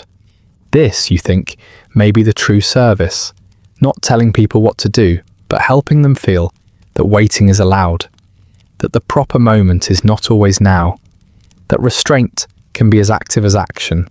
When the last visitor leaves, the candle has burned low. Wax pools quietly, catching the flame's reflection. You sit for a moment longer, hands resting on the table, feeling time pass without needing to measure it. This too is alignment. You extinguish the candle carefully. Darkness returns, gentle and complete. Outside, the town sleeps. Above it, the stars keep their watch, unconcerned with planting, travel, marriage or rest. And yet, through your quiet work, their steady motion has been folded into everyday life, guiding hands to pause, to begin, or to wait, reminding everyone, yourself included, that the right hour is less about control and more about listening to the slow, patient rhythm already moving through all things. When the door finally closes for the night and the last echo of footsteps fades down the stair, you do not hurry to extinguish the darkness. You allow it to settle fully, to claim the corners of the room and soften the outlines of familiar objects. The workshop feels different now, less like a place of labour, more like a threshold. You gather your cloak, its weight reassuring, and move quietly toward the door. Outside, the stone beneath your feet is cool and faintly damp. It holds the memory of the day's warmth, but no longer offers it freely. Each step feels deliberate, grounding. The air carries the muted scent of earth and smoke, of hearths banked low and bread left to cool. Above you, the sky stretches wide and unobstructed, a deep canvas scattered with light. You pause at the top of the steps. This moment never feels routine, no matter how often you repeat it. The transition from enclosed space to open sky resets something inside you. The concerns of the day loosen their grip. Charts and questions dissolve into points of light, each one steady, indifferent, present. You draw your cloak closer and begin to walk. The town is quieter now, but not silent. Somewhere, a door creaks softly. A voice murmurs, then fades. The rhythm of night is slower, less insistent. You let your pace match it, steps measured, breath even. You lift your gaze, and stars greet you like old acquaintances. You do not search for them. You know where they will be. Your eyes move instinctively, tracing shapes learned long ago. There is the familiar cluster rising just above the rooftops. There, the line of lights that mark a seasonal turning. You name them silently, not out of necessity, but out of habit. Counting begins without effort. One by one you acknowledge them, not tallying for precision, but for presence. This one has climbed higher since yesterday. That one lingers near the horizon, soon to disappear. The sky reveals itself slowly, rewarding patience rather than scrutiny. You stop near a low wall and rest your hand against it. The stone is rough, uneven, worn smooth in places by generations of passing hands. You lean lightly, letting your weight settle. The cold seeps through the fabric of your sleeve. Not unpleasant, just real. It reminds you where you are. Observation becomes breathing. You inhale, exhale, and let your attention expand outward. The stars do not rush. They do not respond. They continue their slow movement, whether you watch or not. And yet watching them feels essential, as though this quiet acknowledgement completes a circuit begun long ago. You think of how much of your work depends on this familiarity. Not the calculations alone, but the intimacy. Knowing the sky by sight, by rhythm, by expectation. Instruments measure, charts record, but memory holds the patterns together. You recognize when something is slightly off, when a position feels wrong before the numbers confirm it. This awareness comes only from repetition. Night after night, year after year, you have stood beneath this same sky, watching it change without changing its nature. The comfort of this continuity settles into you, easing the mind in a way no answer ever could. A breeze passes, gentle and brief, carrying the scent of leaves of water somewhere beyond the town's edge. You adjust your stance slightly, then still again. The silence deepens, becoming layered rather than empty. You hear your own breath, the faint rustle of fabric, the distant call of something nocturnal finding its way. You tilt your head back further. The sky feels closer at night, as though the darkness compresses distance. Stars seem brighter, more numerous. You count again, not because the number matters, but because the act steadies you. Counting gives shape to the vastness without diminishing it. Thoughts drift in and out. You recall faces from earlier, the anxious farmer, the hopeful couple, the aching joints blamed on Saturn's slow insistence. Their concerns feel far away now, not dismissed, but set aside. The night does not judge them, it simply continues. You notice a familiar star just clearing a rooftop. Its timing confirms what you already knew. Satisfaction arrives quietly, a small nod of recognition between you and the sky. This alignment is not dramatic, but it reassures you that observation still works, that attention still matters. You walk again, slowly circling the open space. Your footsteps echo faintly, then fade. You keep your hands tucked into your sleeves, fingers relaxed. The routine requires no effort now. It unfolds naturally, like a well-worn path taken in low light. Meditation was not a word you were taught, but the practice found you anyway. Standing here, doing nothing but watching, you feel the mind settle into a narrower channel. Worries lose their sharp edges. Plans recede. What remains is awareness, steady, uncomplicated. You think of those who imagine your nights filled with revelation. They picture you deciphering secrets, unlocking mysteries hidden among the stars. The reality is simpler, quieter. You watch, you confirm, you let familiarity deepen. The sky does not reveal itself in moments of insight, but in the accumulation of ordinary nights, and this too feels right. You glance toward the horizon, noting the faint glow where town meets countryside. The darkness there is less complete, softened by distant lights. Above it, stars hold their positions, unaffected. The contrast reminds you how small human presence is, and how persistent. Time passes without announcing itself. Minutes stretch, perhaps longer. You do not check, and the body knows when it has had enough. When the chill deepens slightly, when muscles suggest movement, you listen. Before returning inside, you take one last long look upward. You do not ask questions. You do not seek meaning. You simply observe, letting the sky impress itself upon you. This quiet exchange is enough. It replenishes something essential, something that numbers and words alone cannot reach. You turn back toward the door. Stone meets soul again, familiar and steady. The cloak shifts around you as you move, carrying the scent of night inside with you. When you close the door behind you, the darkness follows, settling into the room like a welcome guest. You pause before lighting a candle. For a moment you stand in complete shadow, holding the sky in memory. The stars remain where you left them, moving slowly, predictably, beyond walls and roofs. This routine does not feel repetitive. It feels sustaining. Night after night, you return to the same simple acts, stepping outside, counting stars, standing still, and each time, the repetition strips away excess until only attention remains. In that attention, you find balance. Not answers, not prophecy, but the quiet assurance that watching is enough. And so the night watcher rests, not by sleeping yet, but by observing, allowing silence and repetition to do their gentle work beneath a sky that asks for nothing and gives steadiness in return. You remain outside longer than usual. The door behind you stays closed, the latch untouched, as though returning indoors would interrupt something delicate.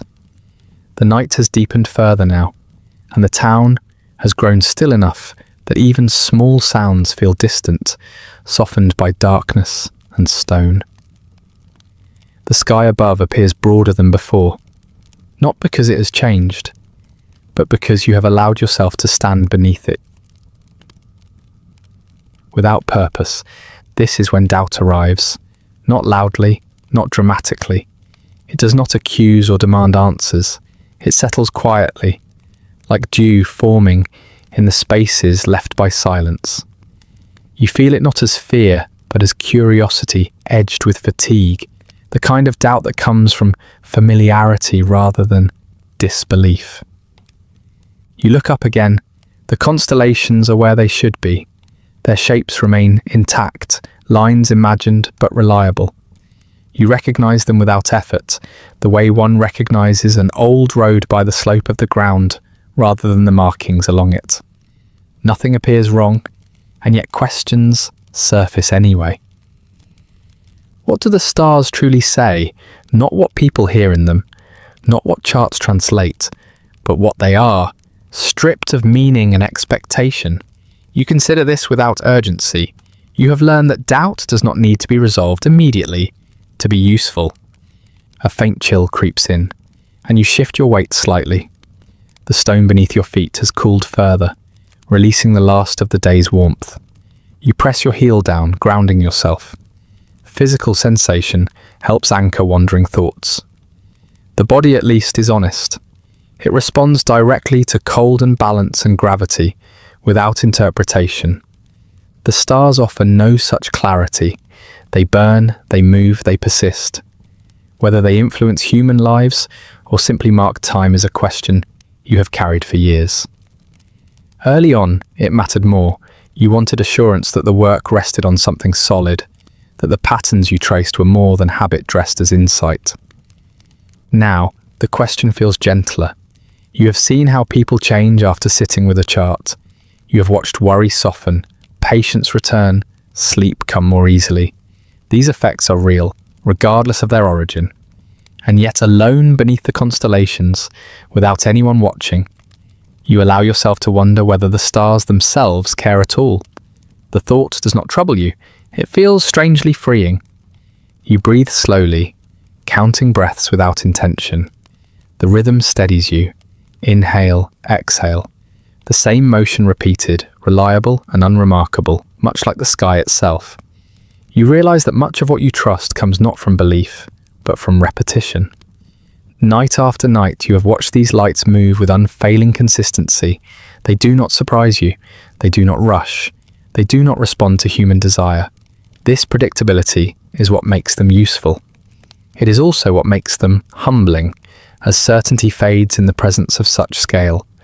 You recall moments when doubt felt heavier, times when a chart failed to comfort, when advice did not ease suffering, when outcomes unfolded in ways no table suggested. You remember standing in this same place, looking up, feeling briefly disconnected from the order you usually find reassuring. Those moments passed, not because answers arrived, but because the sky remained. You lift your hand and trace an invisible line between two stars, following a pattern you know well. The gesture is unconscious, a habit formed over years. The line exists only in your mind, yet it feels real enough to guide thought. And this, you think, may be the heart of it. Astrology does not impose meaning, it invites it. It offers structure where chaos overwhelms, rhythm where anxiety rushes. The stars themselves do not speak. People speak through them, and observation, steady and patient, becomes its own comfort. You stop counting stars and simply look. Your eyes soften, no longer trying to categorize or measure. Shapes blur slightly.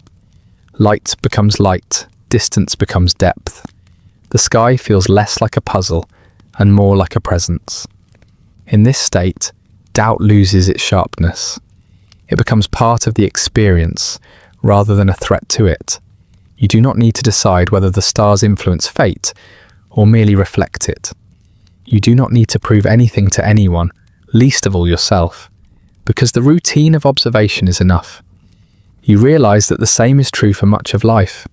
People seek certainty because uncertainty feels unbearable. But certainty is brittle. It shatters easily when challenged. What endures is familiarity, the quiet confidence that comes from knowing how something behaves over time. The stars behave reliably, so does doubt when allowed its place. A cloud drifts slowly across part of the sky, softening the light of several stars at once. You watch as they dim, then reappear. The moment feels symbolic without trying to be. You do not force meaning onto it, you simply notice. Your thoughts drift toward the future, not in terms of outcomes, but continuation. How many more nights you will stand here? How many more times you will trace these patterns? Feel these questions rise and settle. The idea brings no urgency, only acceptance. You are not racing toward revelation. You are moving alongside just time. The doubt you feel now is not a failure of faith. It is a sign of intimacy. Only those who spend long hours with something begin to see its edges, its silences. The stars have become familiar enough that you no longer need to project certainty onto them. You let your shoulders relax. The night air moves gently around you. Somewhere in the distance, something stirs, an animal perhaps, or a late traveller. The sound fades quickly, absorbed by the dark, and you remain still. This stillness does not demand answers. It does not push you toward conclusions. It simply holds you, the way the sky holds the stars, without grasping, without expectation. You think of those who came to you earlier, seeking clarity. You offered them patterns, timing, reassurance. You did not offer certainty, because certainty was never yours to give. And yet, what you gave mattered. Perhaps certainty is overrated. Perhaps steadiness is the truer gift. The stars continue their slow movement overhead, indifferent to your thoughts, unaffected by your doubt. And somehow, that indifference feels kind. It frees you from needing to be right. It allows you to be attentive instead. You take one final long look at the constellations, not as symbols, not as guides, just as lights moving through darkness, persistent and calm. You feel no urge to interpret them now. Watching is enough. When you eventually turn back toward the door, you do so without resolution, without conclusion. Doubt comes with you, but it no longer weighs heavily. It settles into the background like a familiar shadow. Inside, the room waits quietly. And above it all, the sky remains, vast, unhurried, offering no answers, yet providing something gentler and more durable. The steady rhythm of observation itself, where doubt and comfort coexist, and certainty is replaced by something deeper, slower, and strangely reassuring. When you step back inside, the door closing softly behind you, the room feels warmer than before, not because the air has changed, but because the mind has settled. You light the candle again and let its flame steady, watching the wick darken at the tip. The quiet returns, shaped now by the weight of thought rather than the absence of sound. And in this world, words matter. They matter as much as measurements, sometimes more. You have learned this slowly, not from books, but from glances that linger too long, from silences that stretch uncomfortably, from conversations that require a gentler hand than calculation ever does. The sky may be vast and indifferent, but the people beneath it are attentive to tone, especially when faith listens. You are careful, always, in how you speak of the stars, not because you doubt them, but because you understand the boundaries that hold this world together. The church stands at the centre of daily life here, its bells marking time, its teachings shaping thought. You do not oppose this. You have never wanted to. The stars do not need defending. They move as they always have, whether acknowledged or not. It is human language that requires caution. You remember the first time you were warned. It was not a rebuke, not truly, but more a suggestion, offered kindly by someone who wished you well. They spoke of limits, of emphasis, of how certain phrases could be misunderstood. They reminded you that the heavens were created, not autonomous, and that influence must never sound like command. You listened. Since then you have chosen your words with care, weaving them gently between reverence and observation. You speak of signs rather than forces, of tendencies rather than decrees, of the stars reflecting God's order rather than directing it. This balance feels natural to you now. When someone asks whether the stars rule their fate, you answer calmly that the heavens mark time and inclination, not will. That choice remains human. That prayer and effort matter.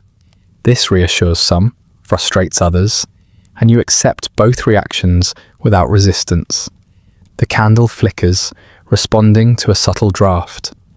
You adjust the shutter slightly, narrowing the opening. Outside, the church tower rises dark against the sky, its outline familiar and steady. You have watched the stars pass behind it countless times, disappearing briefly, then returning unchanged. The image has always felt instructive. Structures come and go. The sky remains. You think of the priests you have known.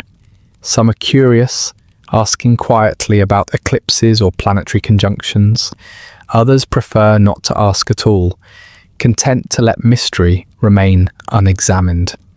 A few speak openly of astrology's dangers, warning against pride, against placing too much trust in created things. You understand their concern. Pride grows easily where knowledge feels rare. You have seen astrologers who speak too boldly, who enjoy the authority their craft grants them. You avoid this path deliberately. Humility is not just safer, it is more accurate. The stars do not explain everything. When you speak to those connected with the church, you emphasize harmony. You mention how the movements of the heavens reveal order, not rebellion, how they demonstrate consistency rather than independence. You align your language with creation rather than prediction, and this does not feel like compromise. It feels like precision. You have found that careful phrasing does not weaken meaning. It sharpens it. When you say less, people hear more. When you leave room for interpretation, understanding deepens rather than collapses. A visitor once asked you directly whether astrology contradicted faith. You remember the pause that followed, the way the question hung in the air. You answered slowly, not from caution, but from respect. You spoke of timekeeping, of calendars, of how even holy days rely on the sky's rhythms. You reminded them that observing creation does not diminish the creator. They seemed satisfied, and perhaps more importantly, you felt honest.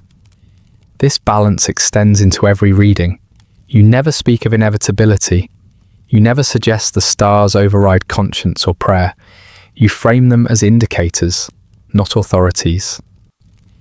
This approach keeps your work intact, sheltered beneath a larger understanding that accommodates both observation and belief, and it also keeps you safe. You are aware of this, though you do not dwell on it. Survival in this world depends not on defiance, but on alignment. Walking beside theology, rather than challenging it, has allowed your work to continue, quietly and productively, without drawing unnecessary attention. You tidy the table again, aligning charts and instruments. The astrolabe catches the candlelight, its engraved lines glowing faintly. You think of how often its measurements intersect with liturgical calendars, with fasting days, with feasts set by lunar cycles. The overlap feels natural, inevitable, because time belongs to everyone. You hear the distant sound of bells marking a late hour. The tone is low, steady, familiar. It drifts through the window and settles into the room, not interrupting thought, but shaping it. Bells and stars have always shared the work of marking time. One speaks to the body, the other to the sky. You sit listening until the sound fades. The church and the stars have long occupied the same space, even when their relationship feels tense. You have learned to inhabit that space quietly, without insisting on resolution. Some things coexist best without argument. Your words, shaped carefully over years, reflect this understanding. You do not correct people harshly when they misunderstand. You guide them gently, nudging language toward balance. You let questions remain open when answers would close too many doors, and this gentleness has become a habit. It extends beyond theology into all your interactions. You have learned that forceful clarity often creates resistance, while quiet suggestion invites reflection. The night deepens further. You feel the weight of the day settle into your body, not as fatigue, but as completion. The questions you carry now are not urgent. They rest comfortably alongside doubt and belief, observation and faith. You extinguish the candle slowly. Darkness fills the room again, complete and calm. Outside, the church tower stands watch, unmoving. Above it, the stars continue their patient journey, unconcerned with how they are interpreted or defended. You lie down eventually, not seeking answers, but rest. Your mind drifts, shaped by patterns both celestial and human. You have learned to speak carefully, to observe attentively, to walk gently between worlds that do not always agree. And in this careful balance, where the church marks the hours and the stars trace the seasons, you have found a way to live, quietly and thoughtfully, beneath a sky that requires no permission to shine, and a faith that asks only humility in return. Morning returns without announcement. It does not knock, it simply arrives, thinning the darkness at the edges until the room accepts it.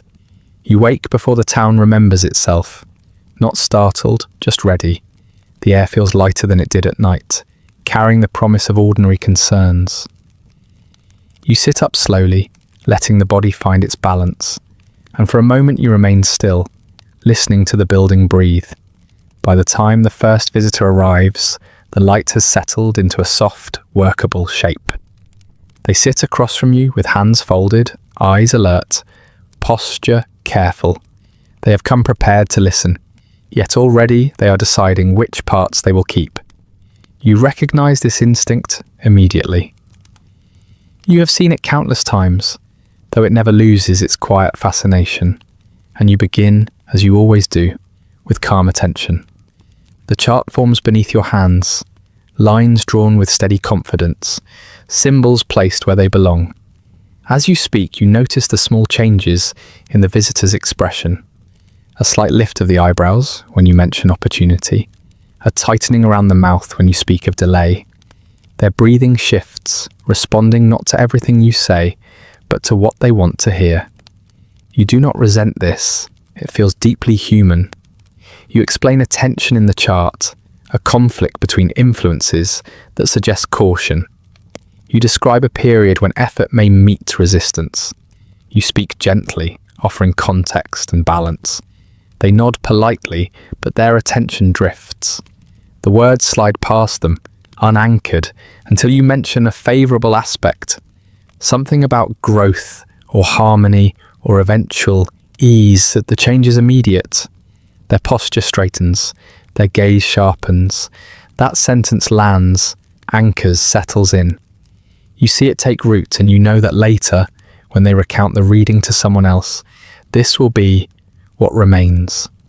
You are not offended by this selectivity. You have come to expect it. People arrive burdened with hope, and hope is an editor. It trims away discomfort, highlights reassurance, smooths edges that feel too sharp to hold, and you continue speaking, careful not to challenge this process too directly. There is a balance to maintain. Push too hard, and the reading loses its comfort. Say too little, and it loses its usefulness. You walk this line with practiced ease, offering a range of possibilities and allowing the listener to settle where they need to. Another visitor arrives later, breathless with anticipation. They interrupt themselves frequently, eager to connect every sentence you speak to a plan already forming in their mind. You mention patience, and they translate it as confirmation.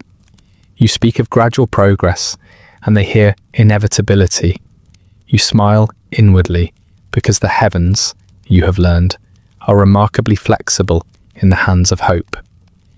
When you finish, they thank you enthusiastically, already rising, already moving toward action. You watch them go, aware that the caution you offered has been quietly set aside, while the encouragement has been polished and carried forward. This pattern repeats throughout the day. A woman listens closely as you speak of rest and restraint, but remembers only your mention of relief. A merchant absorbs the promise of opportunity and forgets the warning about timing. A young man hears that his efforts will bear fruit and omits the part about waiting. You observe all of this without judgment. It would be easy to feel misrepresented, to worry that your words are being bent beyond intention. But over time, you have learned that this bending is part of the exchange. People do not come for unfiltered truth. They come for usable truth. Hope shapes memory. It rearranges the reading after the fact, smoothing it into something that fits comfortably within the listener's expectations. This is not deceit, it is adaptation. The mind protects itself. Choosing what to carry forward. You have even noticed this in yourself. When you recall difficult periods from your own life, you remember the moments of steadiness more clearly than the uncertainty that surrounded them. Memory edits in favor of endurance. Without this kindness, life would be far heavier to bear. As the afternoon unfolds, you adjust your approach subtly. You learn to place important cautions alongside comforts, weaving them together so they cannot be separated entirely. You phrase limitations gently, attaching them to reassurance rather than opposition. This increases the chance that something practical will remain, even after hope has done its work. Still, you accept that much will be forgotten, and this acceptance brings you peace. You are not responsible for what people choose to remember. You are responsible only for speaking carefully, truthfully, and with consideration. Once the words leave your mouth, they belong to the listener. A familiar face returns near dusk. They have been here before, several times, always with the same concern, always reassured, always unchanged. You recognize the rhythm of their visits. They come not for guidance, but for confirmation that nothing needs to be altered yet, and you provide it gently. You speak of cycles, of repetition, of how some lessons take longer to settle. They nod, comforted. When they leave, you know they will return again, carrying the same hope, seeking the same words, and this does not frustrate you. It feels like part of your strange profession, this quiet collaboration with human nature. You offer structure. They supply interpretation. Together, something useful emerges, not always change, but endurance. Between visitors, you sit quietly, letting the room reset. The charts rest. The stones hold their corners. The astrolabe waits without expectation. You think about how often people accuse the stars of saying what they want to hear, as though the fault lies somewhere above. But the truth feels simpler. People hear what they need. The heavens are vast and silent. It is the human heart that selects meaning, that pulls comfort from complexity. Astrology does not impose this process. It accommodates it. As evening approaches, the questions grow softer. Less urgency, more reflection. People linger longer, speak more slowly. They ask fewer direct questions and offer more stories. You listen, offering small insights when appropriate, letting much remain unspoken. You notice how often relief arrives not from answers, but from being understood. The chart provides a focal point, but the exchange itself carries the weight. Sitting quietly, feeling heard, recognizing one's fears reflected gently rather than challenged. This does more than prediction ever could. When the final visitor leaves, you feel no sense of completion, only continuity. The day's conversations have layered themselves into your awareness, not as burdens, but as reminders of how consistent human longing is. People want assurance. They want permission to hope. They want the universe to nod quietly in agreement. You do not provide illusions, you provide language that allows hope to survive uncertainty without denying it. Language that lets people choose what they can carry and set down what feels too heavy. As you tidy the table once more, you smile faintly, not at the heavens, but at humanity. The stars remain unchanged by all of this.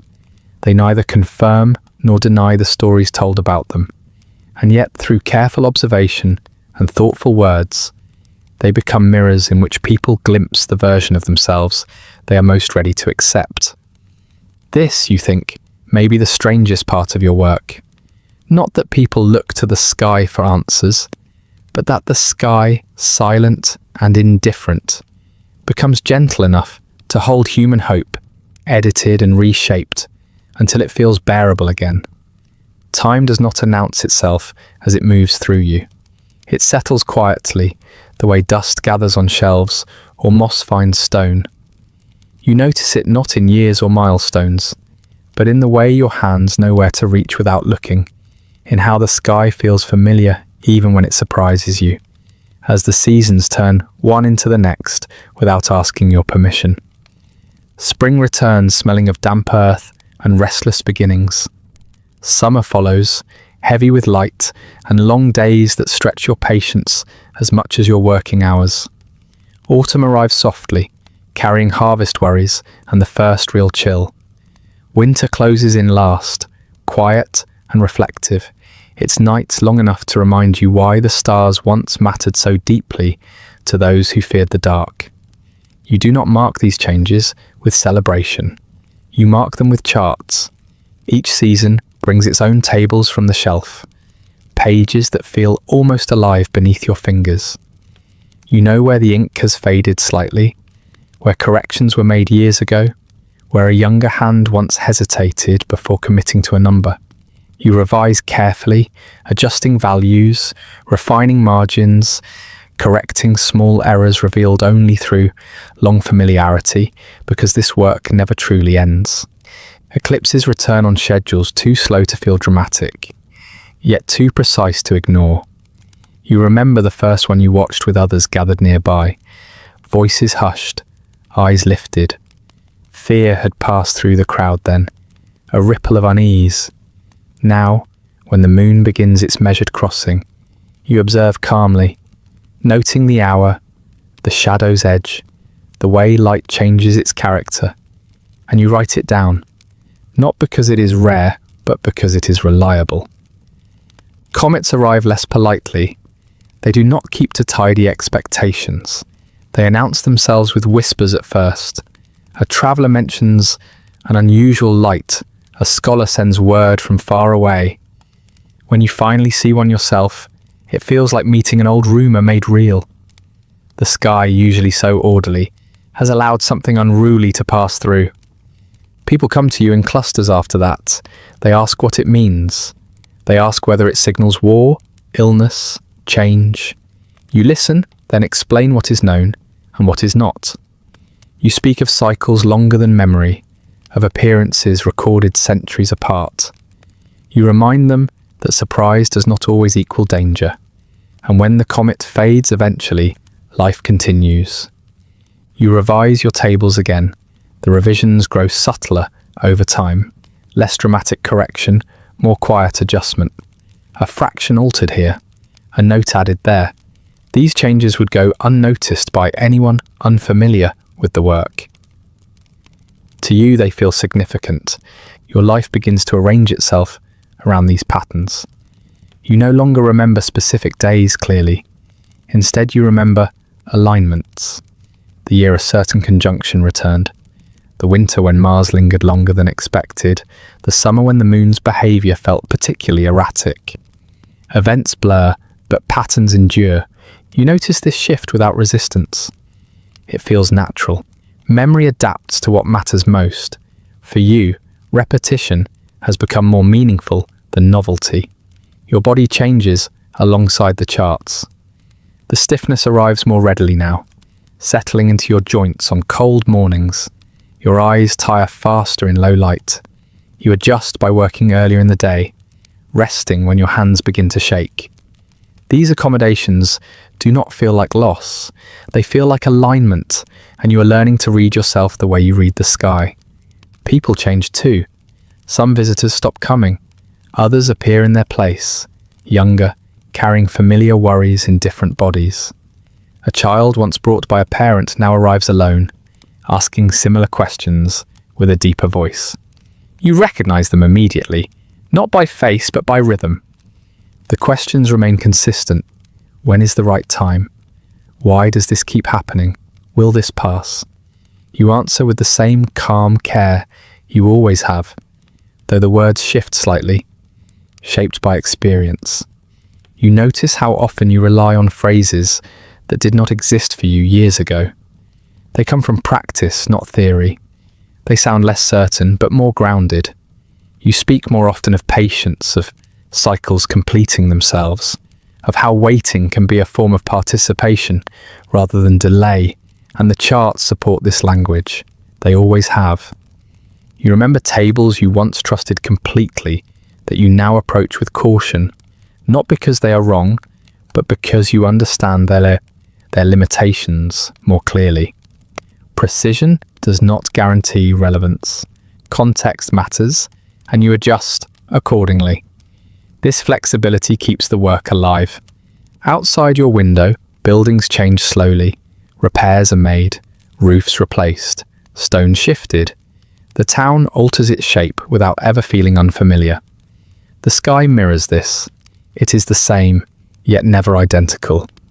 You begin to think of your own life the same way, not as a story with a beginning and an end, but as a sequence of observations, each one connected, none decisive on its own.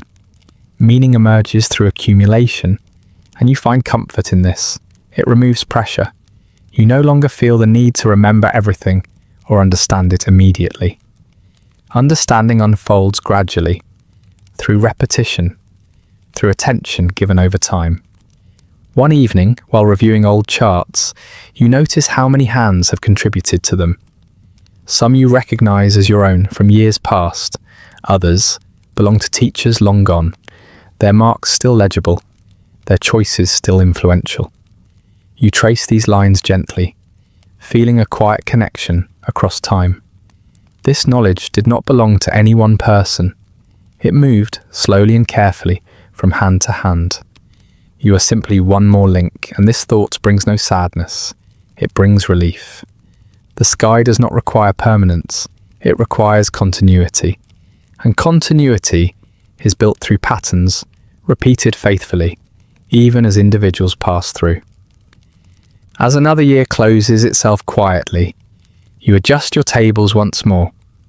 The work feels lighter now, less urgent. You trust it. You trust yourself. You trust the slow movement of things. When you step outside to watch the stars that night, they feel familiar in a way that goes beyond recognition. They feel like companions who have aged alongside you, unchanged in essence, altered only in position. You count them without counting. You know where they are without checking. The seasons will continue to turn. Eclipses will return. Comets will surprise someone else next time. Tables will be revised again, by hands steadier or less steady than yours. And your life, measured not in moments of drama, but in patterns observed and repeated, settles comfortably into this rhythm. A quiet existence shaped by cycles rather than events, beneath a sky that teaches patience simply by continuing to move. The thought arrives without weight. It does not announce itself or ask to be examined. It settles gently, the way understanding sometimes does, when there is finally enough space for it. You are sitting at your table, not working, simply resting your hands on the worn wood when it becomes clear that very little of what you have done here will carry your name. And this does not trouble you. The room bears no sign of authorship. Charts are copied and recopied. Margins crowded with notes whose origins blur together. Tables pass from hand to hand, amended, corrected, refined. You recognize fragments of your own work embedded within them, though you could not easily point to where one contribution ends and another begins, and this blending feels appropriate. Knowledge like this was never meant to be owned. It survives by being absorbed, by losing the sharp edges of individuality until it becomes habit. People will not remember you when they check an almanac before planting. They will not speak your name when they avoid travel on a certain day, or when they plan a feast, or when they decide to rest rather than push forward. They will simply act, and that, you realize, is enough. You think of the almanacs that circulate through the town, cheaply bound, smudged with fingerprints, corners folded back to mark familiar pages. They list days and phases, feasts and fasts, favourable hours and warnings tucked quietly into the margins. Most readers do not know who compiled them. They do not care. What matters is that the information feels steady and dependable. That the stars have been made practical, calendars hang in kitchens and workshops, consulted without ceremony. The moon's phases are noted with a glance. Certain days are avoided out of habit rather than fear. This is your work, though no one would think to say so, and it has slipped into routine in a way that pleases you. You find yourself content with this anonymity. Fame would make the work fragile, tied too closely to one voice, one interpretation. Quiet persistence allows it to adapt, to change slightly as it moves through time. Errors are corrected, excess fades. What remains is what proves useful. You recall the names of astrologers you once admired. Some are remembered, most are not. Their ideas survived because they were folded into something larger than themselves. You are content to join them there, in the collective memory of practice, rather than the brittle permanence of reputation. Outside, the town moves through its day. You hear familiar sounds, a cart rolling over stone, a voice calling, laughter briefly rising and falling. None of it is extraordinary. None of it needs guidance beyond what it already has. And yet subtle decisions are being shaped by patterns you helped preserve. A farmer waits one more day before sowing. A traveller delays departure until morning. Someone goes to bed earlier, trusting a rhythm they could not explain if asked. These choices ripple outward quietly. They do not alter history, they soften it. You think of how often people speak of legacy as something grand, monuments, titles, names carved into stone. You have never felt drawn to these. Stone erodes, names fade. What lasts longer are habits, passed down unnoticed, reinforced by repetition. And the sky has taught you this. Stars do not announce their influence, they simply continue.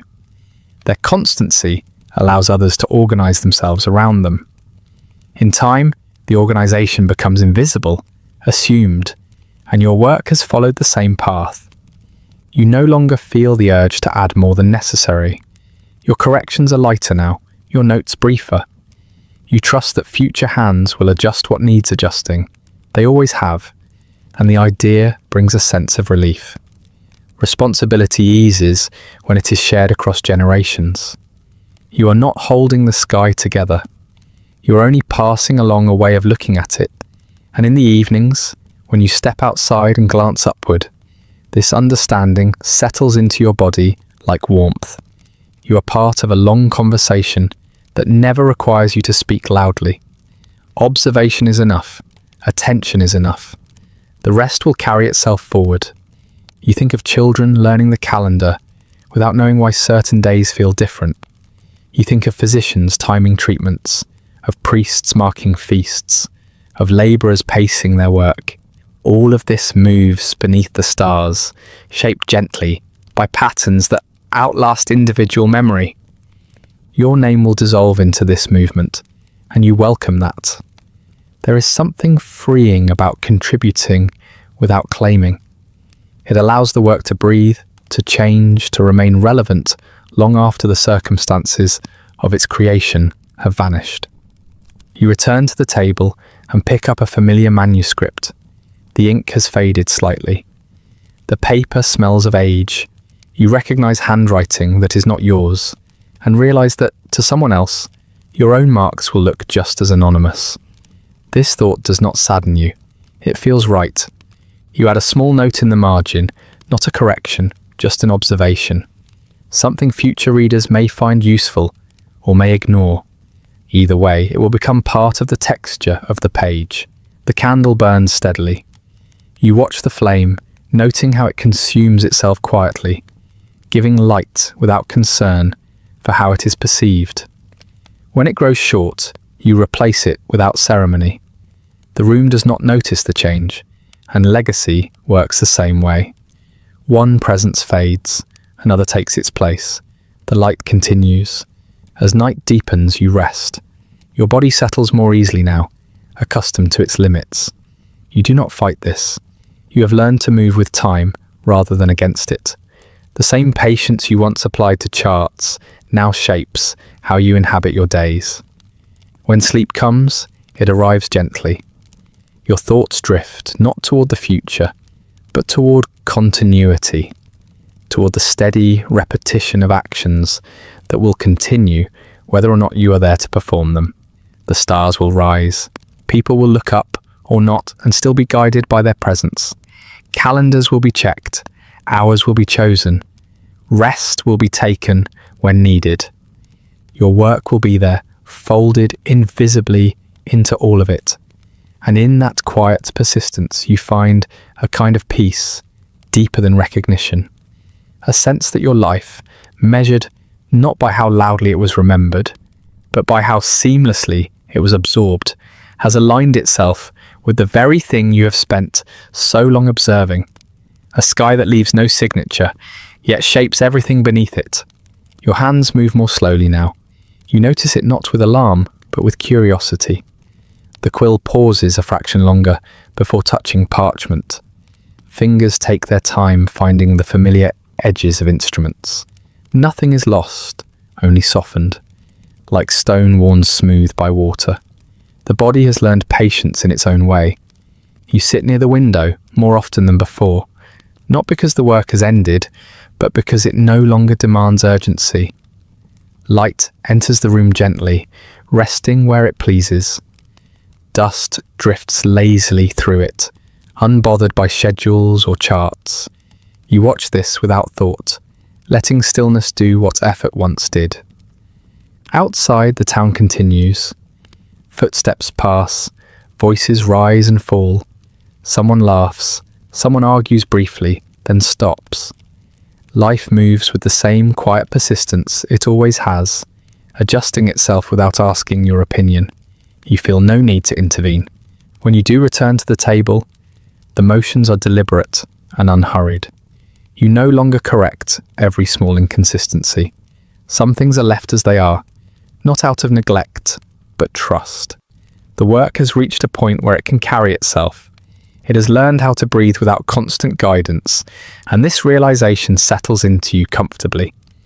In the evenings, when the air cools and the town dims, you wrap yourself in your cloak and step outside again. The stone beneath your feet feels familiar, almost welcoming. You know its unevenness. You know where it holds the cold longest, where warmth lingers just a little. The sky greets you, as it always has. Stars appear gradually, not all at once, like thoughts arriving in no particular order. You do not count them anymore. You recognize them by presence, rather than position. Shapes suggest themselves without effort, Your neck does not crane as high as it once did. You let your gaze rest where it is comfortable. The sky does not mind. It has never demanded a certain posture, only attention. And even that, you realize now, is optional. You stand quietly, breathing evenly. The constellations feel like old companions. You have walked alongside them for so long that their movements feel almost personal, though you know better than to believe that. They are not aware of you, and still they have shaped you. You think of how many nights you stood here, measuring, confirming, learning. How often you searched the dark for reassurance that order remained intact. How often you found it not in answers, but in repetition. The stars kept their pace. You learned to keep yours. Age has changed the relationship slightly. There is less need to verify, less desire to interpret. Observation has become simpler, more direct. You look and that is enough. Meaning no longer needs to be extracted, it exists in the act itself. A breeze moves through, lifting the edge of your cloak. You feel it brush your skin, cool and brief. Sensation arrives more sharply now, perhaps because you give it more room. You notice small things, the way air shifts, the way sound carries farther at night, the way the sky seems deeper when you stop trying to understand it. You realize that you are no longer afraid of being left behind. The stars will continue without you. This thought brings no sadness. It brings relief. They have always moved independently of your attention. Others will watch them, measure them, question them.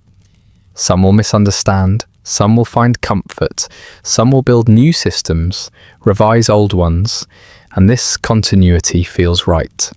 You imagine someone else standing here someday, not imagining you, not repeating your words, but watching in their own way, learning the sky as it presents itself to them, making small notes, adjusting tables, offering reassurance to those who come seeking it. They will feel the same doubts, the same quiet wonder. They will learn, as you did, that certainty is rare and unnecessary, that attention matters more, that patience outlasts explanation. The idea settles gently in your chest. You have never believed the sky belonged to you. It has always been a shared inheritance, passed down through observation rather than ownership. You were one of many caretakers, and now your hands are simply less involved. You lower yourself onto a low stone bench near the wall. The movement takes effort, but not strain. You settle carefully, adjusting until comfortable. From here, the sky is partially framed by rooftops and chimneys. It feels intimate, contained, like a familiar room rather than an expanse. You rest your hands in your lap. They look different than they once did. Veins more visible, skin thinner. You turn them slightly, watching how they catch starlight faintly. These hands have drawn countless circles, measured countless angles, held the weight of questions not easily answered, and they have done enough. The night deepens further. Some stars fade as others rise. You notice without naming. The pattern continues whether or not it is catalogued, and this realization no longer unsettles you. You think of the many ways people sought guidance from you. Some believed deeply, others only half. Some returned again and again. Others came once, and never again. All of them left carrying something. Reassurance, patience, permission to wait, and none of that required permanence. You did not need to be remembered for it to matter. The sky teaches this lesson quietly. Stars burn for unimaginable lengths of time, and still they vanish. New ones appear. The patterns shift slowly, subtly. Nothing holds its place forever, and yet order remains. You breathe in slowly. The air smells of night, of stone and distance. Your body responds with a calm acceptance you did not always possess. The effort of striving has softened into the ease of observing. When fatigue arrives, it does not resist. You let it settle like a blanket placed gently over the shoulders. Standing becomes sitting. Sitting becomes rest. The world does not require more from you tonight.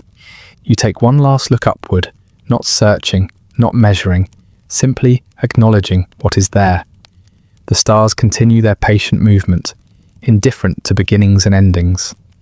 They have seen countless lives pass beneath them. Yours is one more, neither insignificant nor unique. You feel no urge to hold on to this moment. It will pass, as all moments do. Others will take its place. The sky will remain. When you finally turn back toward the door, you do so without ceremony. Inside, the room waits quietly, unchanged. The table, the charts, the instruments, they are still there, but they no longer define you. They are tools you once used, not burdens you must carry. You rest. Sleep arrives gently, unforced. Thoughts drift without urgency. The rhythms you once studied now guide you inward, towards stillness. Above you, beyond walls and roofs, the stars keep turning. They will do so tomorrow and the day after, and long after this room has changed, after names have faded, after tables have been revised again and again.